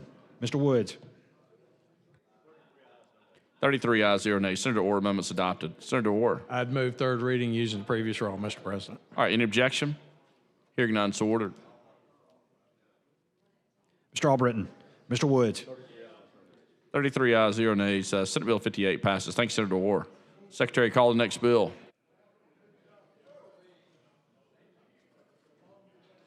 On page 17 of the calendar, House Bill number 245 by Representative Collins regarding the Rural Hospital Investment Program. BR pending. Senator Weaver. Thank you, Mr. President. This bill is about the Rural Hospital Investment Program. It's a technical fix for the bill, and I'd like to move the BR using previous roll with no objection. Any objections? Hearing none, so ordered. Mr. Albritton. Mr. Woods. 33 ayes, 0 nays. The BR is adopted. Secretary, call the bill. On page 17 of the calendar, House Bill number 245 by Representative Collins regarding the Rural Hospital Investment Program. Senator Weaver. So, like I said, this bill is a technical fix. It does two things. It removes the Treasurer's Office responsibilities and it shifts those to the Department of Revenue. And it also adds a new section to allow utilities to be able to donate to rural hospitals under the program. We meant to do that last year, but somehow it inadvertently got left out. So we're just fixing it with this bill. And I'd like to make the motion that we approve this bill using previous roll with no objection. All right, any objection? Hearing none, so ordered. Mr. Albritton. Mr. Woods. 33 ayes, 0 nays. House Bill 245 passes. Thanks, Senator Weaver. Secretary, call the next bill. On page 21 of the calendar, Senate Bill number 200 by Senators Smitherman and others regarding the Office of Minority Affairs. BR pending. Mr. Senator President, Smitherman. move adoption of BIR, unanimous consent to use previous roll. All right, any objection? Hearing none, so ordered. Mr. Albritton. Mr. Woods. 33 ayes, 0 nays. The BR is adopted. Secretary, call the bill. On page 21 of the calendar, Senate Bill number 200 by Senator Smitherman and others regarding the Office of Minority Affairs. This bill is brought before us to, under the President, the office is named the Office of Minority Affairs. And this bill is to rename that office to the Office of Civic Engagement. So if there are no questions, I move for adoption, final passage, and that's unanimous consent to use previous roll. All right, any objection? Hearing none, so ordered. Strawbritton. Mr. Woods. 33 ayes, 0 nays. Senate Bill 200 passes. Thank you, Senator Smitherman. Thank you, and thank you, members. Secretary, call the next bill. On page 28 of the calendar, Senate Bill number 166 by Senator Figures and others regarding campaign finance. BIR pending. Senator Figures. Thank you, Mr. President. I'd like to move for the adoption of the BIR using previous rule without objection, please. All right, any objection? Hearing none, so ordered. Strawbritton. Mr. Woods. 33 ayes, 0 nays. The BR is adopted. Secretary, call the bill.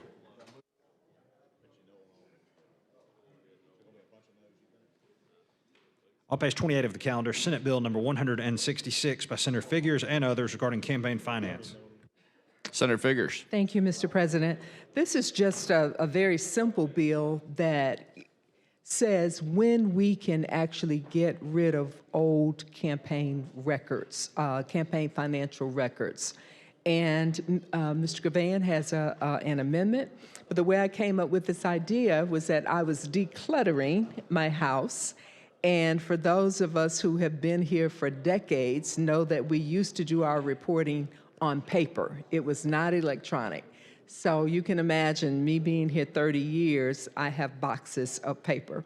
So I did not want to get rid of them until I knew that I was doing it legally.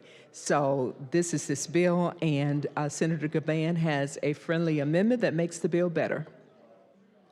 Senator Gavan.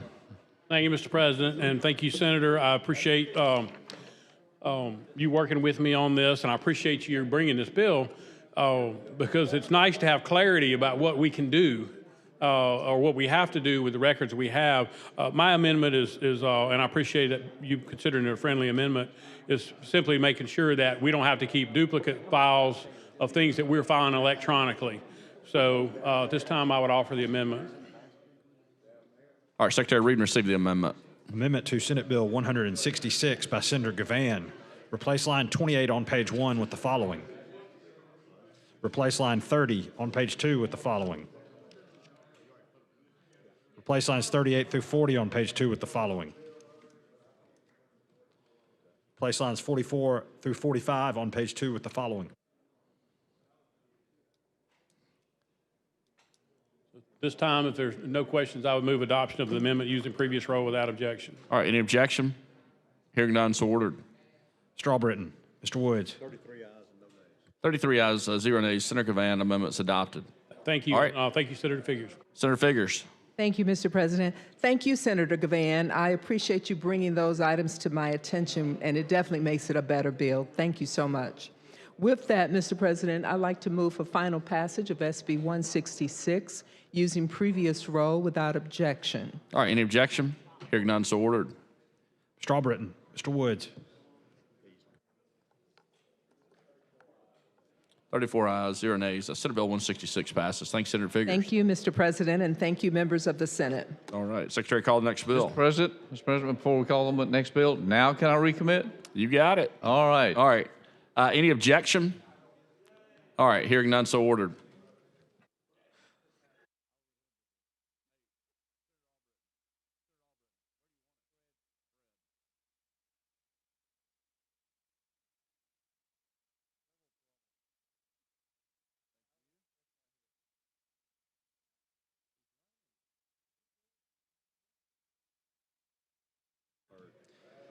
Senate Bill number 253 has been re-referred to the Committee on Fiscal Responsibility and Economic Development.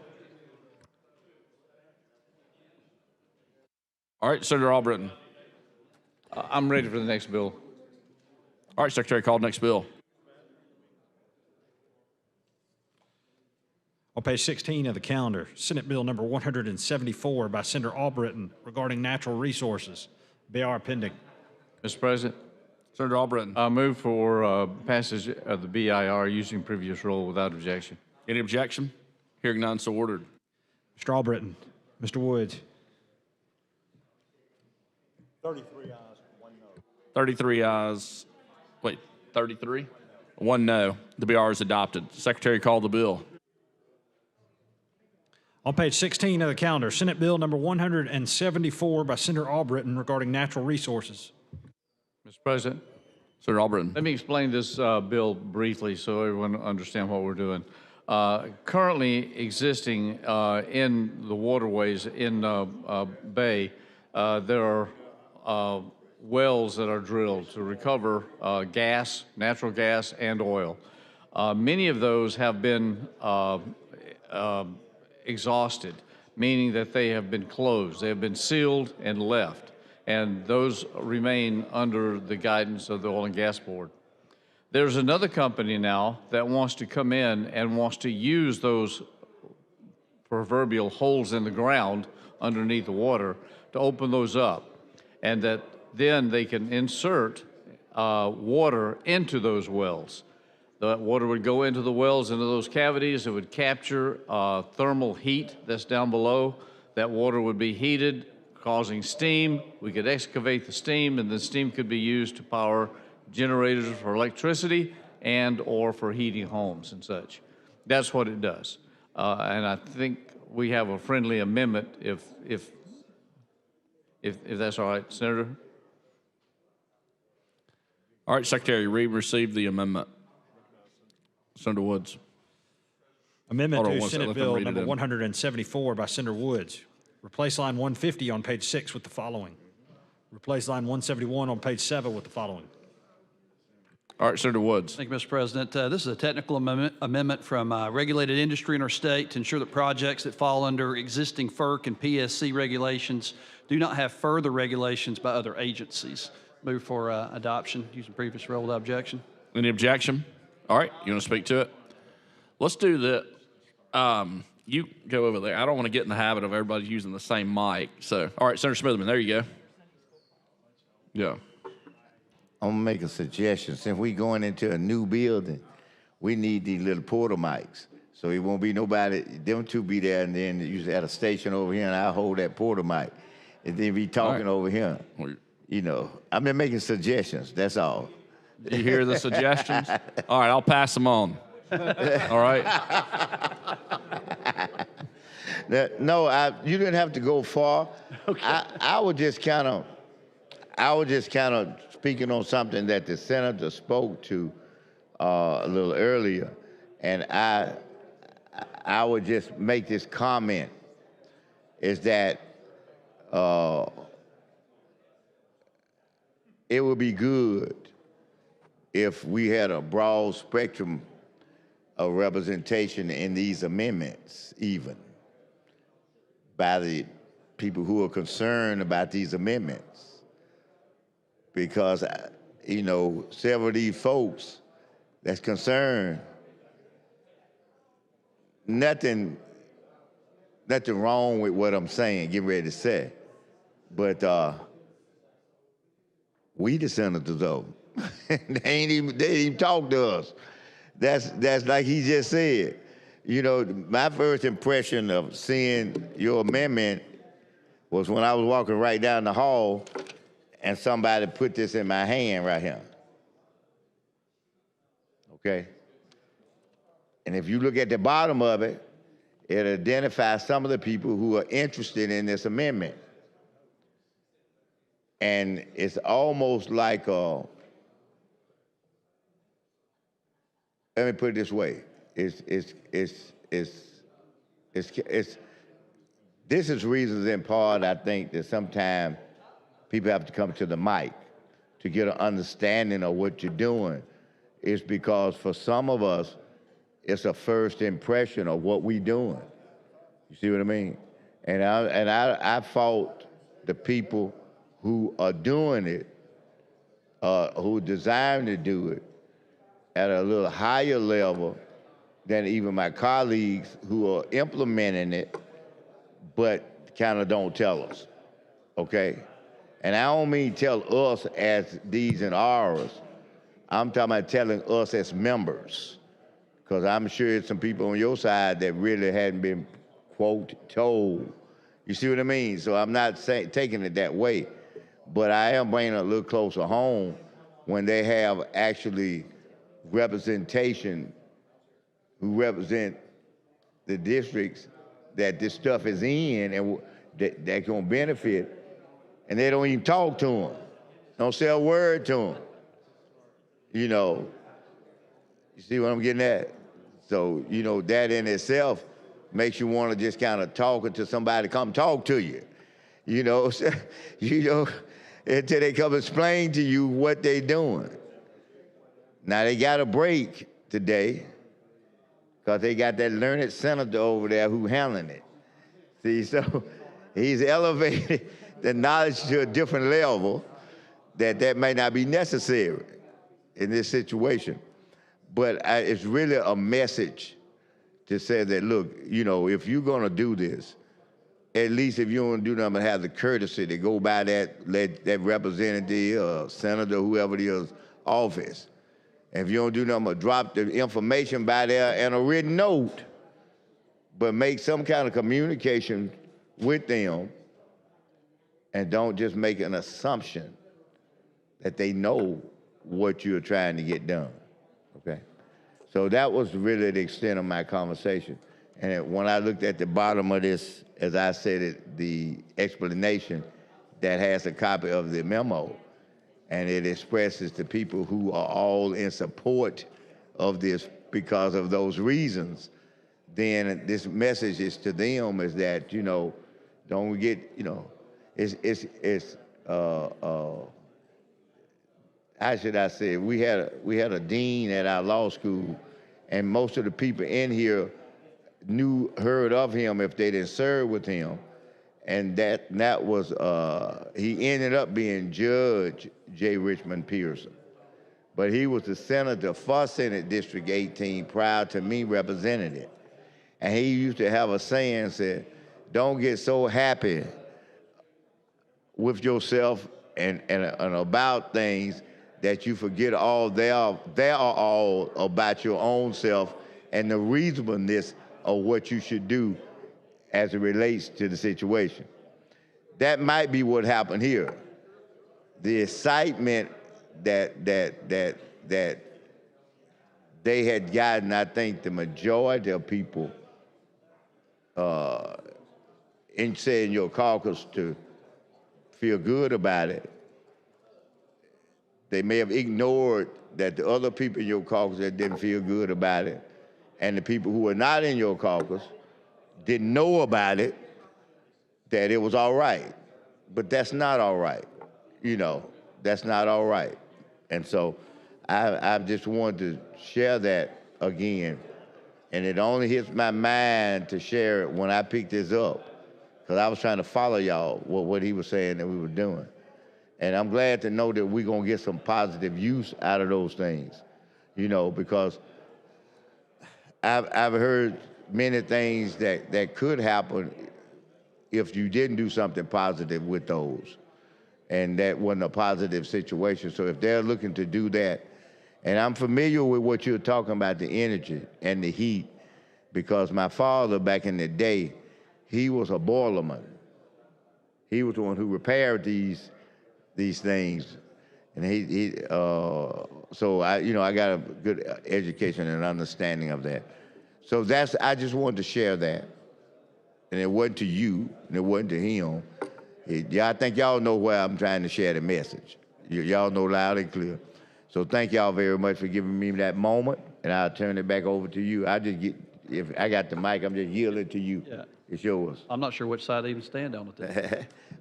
It's all you. Yeah, go ahead. Motion to adopt using previous rule without objection. Any objection? Hearing none, so ordered. Strawbritton. Mr. Woods. 33 ayes, 1 nay. Senator Woods' amendment's adopted. Thank you, Senator Woods. All right. If there's no other discussion, comments, I'll move for final passage using previous rule without objection. All right, any objection? Hearing none, so ordered. Strawbritton. Mr. Woods.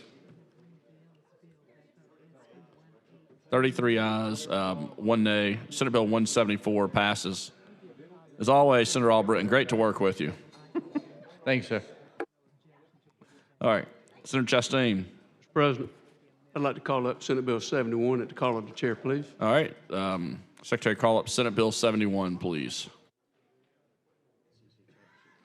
On page 6 of the calendar, Senate Bill number 71 by Senator Chastain regarding administrative rules. President. Senator Singleton, I appreciate you taking the time to step aside and hopefully have a clear understanding of where we're trying to go with this piece of legislation. You know, you and I have always communicated real well and worked well together, so I just appreciate you listening and hopefully coming to a good place with this piece of legislation. Yeah, I thank you, and I appreciate you for working with me through this, and I've come to some understandings. While I may not be 100% there, but I'm willing to work through with you to see where we go in this state with this. And if there's something else that'll come up, I'll be coming back to say that we'll be screaming if we just can't see through it. But I think I know where we're going after talking to some different parties about this, where we are in our state. I think that as long as we're not compromising on those values that we have to protect our environment, I'm okay. Exactly. Good. Thanks, Senator. Thank you. All right, Senator Chastain. Yeah, if there are no more questions, Mr. President, I move for final passage. Using previous roll? Using previous roll. Need a long roll Some questions. I have some questions. about the bill? Yes. Okay. You're recognized. Senator, as I understand this bill, it is to make it so that if the federal government have some laws from the EPA that are stronger than what we would like our EPA laws to be, then we have the right to do that, or those entities, agencies, or whatever would have the right to do that, right? In state, correct. Right. Through ADM or what other agency, right? I understand. And I guess my problem is, I know that when I worked on the Clean Indoor Air bill, it took me 6 years to pass that bill. Although the stats were out there about how breathing secondhand and thirdhand smoke actually gave people cancer, gave them all sorts of illnesses or whatever, it was hard to pass that bill at that time. But we ended up passing a watered-down version. But one thing that I would not compromise on was that the municipalities in the state of Alabama could actually pass stronger ordinances than what the state had. That is why we now enjoy the clean indoor air around the state of Alabama within restaurants, bars, and so many of them did it on their own as well. So many of the business owners even did it on their own without any law. But this just gives me pause, because in my district, there was International Paper Company that actually, the residents in that area, many of them ended up with cancer and dying, and some of them still here with cancer. And my other problem with it is so many of these type businesses are in the low income area, where it seems that they don't have much of a voice as to what comes into their neighborhoods. So if we're talking about the Environmental Protection Agency, and I am one, and I think one of the reasons I fought so hard, well, I know the reason I fought so hard for it was because I personally knew what damage it could do to you by breathing secondhand and thirdhand smoke.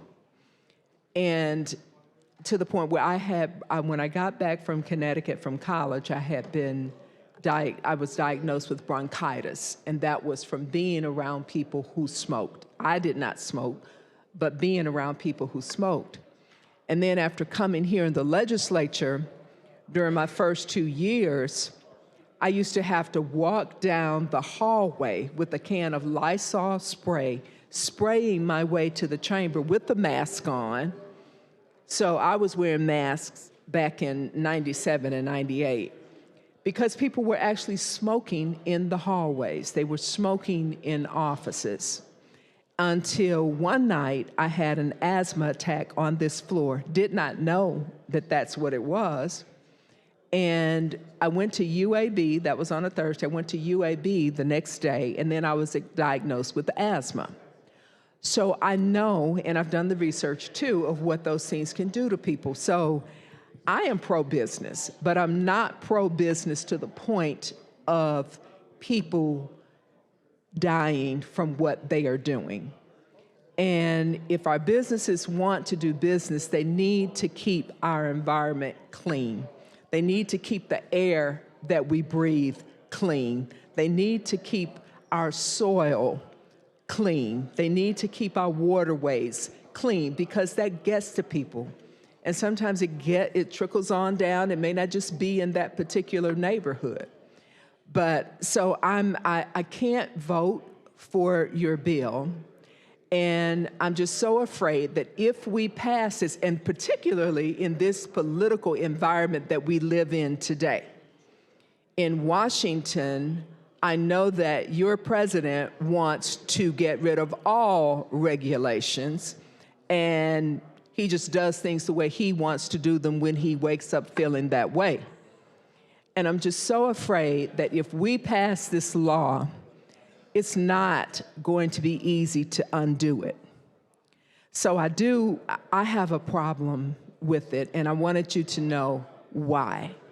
And I would hope that the businesses, it sounds like to me that, you know, when you don't have to do certain things in a business so you can make money, like maybe use cheaper products or not put air filters somewhere or not buy certain machines to make sure that that residue and harmful things get out into the environment. And that's what scares me about this bill. So I cannot, with good conscience, vote for this bill. So I'm pro-business, but I am pro-business for doing business in a clean way that is not harmful to the citizens of this great state of Alabama. Yes, sir. Senator, thank you for your comments. I know you've worked tirelessly on this for quite some time, and we do not want to do harm to our environment for the citizens of our state of Alabama. So thank you for your comments, and I appreciate it.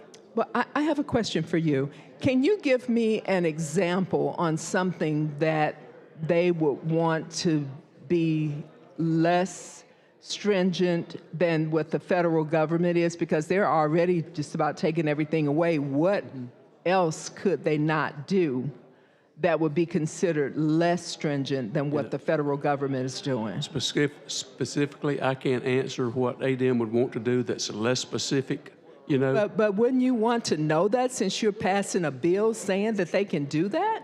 Shouldn't we know that? Shouldn't the citizens of Alabama know that? They just want a free-for-all, come what may? And we don't, so the ones who are going to vote this really don't know what they're voting for.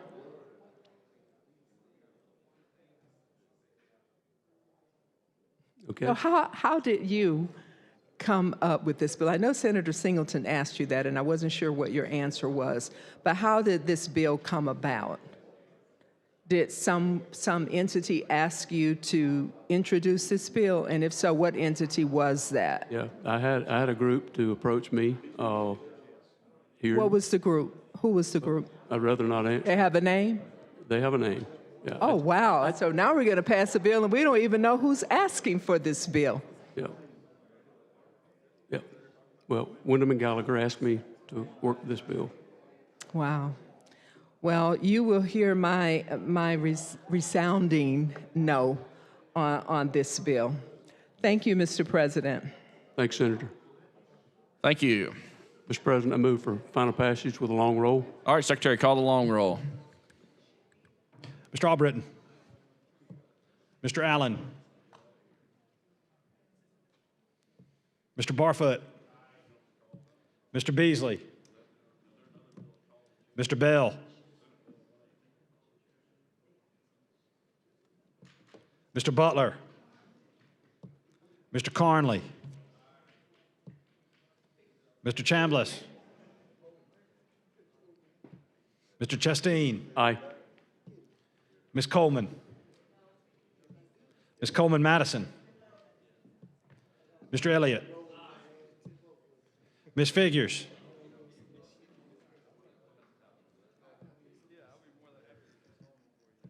Mr. Gavan. Mr. Gudger. Mr. Hatcher. Mr. Hovey. Sorry, I missed my name. No. Mr. Hovey. Mr. Jones. Mr. Kelly. Mr. Kitchens. Mr. Livingston. Mr. Milson. Mr. Orr. Mr. Price. Mr. Roberts. Mr. Sessions. Mr. Shillnut. Mr. Singleton. Mr. Smitherman. Mr. Stewart. Mr. Stutz. Mr. Wagner. Ms. Weaver. Mr. Williams. Mr. Woods.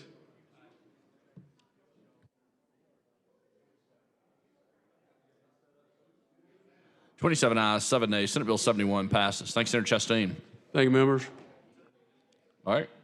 Senator Figures. Mr. President, last week or week before last, when Senator Bell had his bill SB 118 on the SOC, I objected to it and asked him to carry it over, and he did. And he has worked with me diligently, as well as Aaliyah, and I have the amendment already worked out. So I told him I need to get him off of my conscience. Okay. So without objection, may I bring back up SB 118? All right. Secretary, call up Senate Bill. Any objection? Hearing none, so ordered. Secretary, call up Senate Bill 118.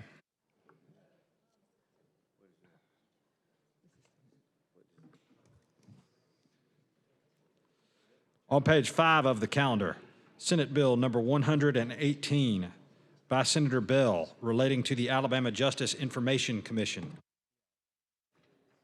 All right, Senator Bell, or I guess Senator Figures, you have an amendment? Thank you, Mr. President. I do have an amendment. All right, Secretary, read and receive the amendment, please. Amendment to Senate Bill number 118 by Senator Figures. Replace lines 65 through 66 on page 3 with the following. Replace lines 239 through 243 on page 9 with the following. Mr. President, I move for adoption of the amendment using, add a new roll. All right, long roll. Secretary, call the long roll, please. Mr. Albritton. Mr. Allen. Mr. Barfoot. Mr. Beasley. Mr. Bell. Aye. Mr. Butler. Mr. Carnley. Mr. Chambliss. Mr. Chastain. Ms. Coleman. Ms. Coleman Madison. Mr. Elliott. Ms. Figures. Aye. Mr. Gavan. Mr. Gudger. Mr. Hatcher. Mr. Hovey. Mr. Jones. Mr. Kelly. Mr. Kitchens. Mr. Livingston. Mr. Melson. Mr. Orr. Mr. Price. Mr. Roberts. Mr. Sessions. Mr. Shillnut. Mr. Singleton. Mr. Smitherman. Mr. Stewart. Mr. Stutz. Mr. Wagner. Ms. Weaver. Mr. Williams. Mr. Woods.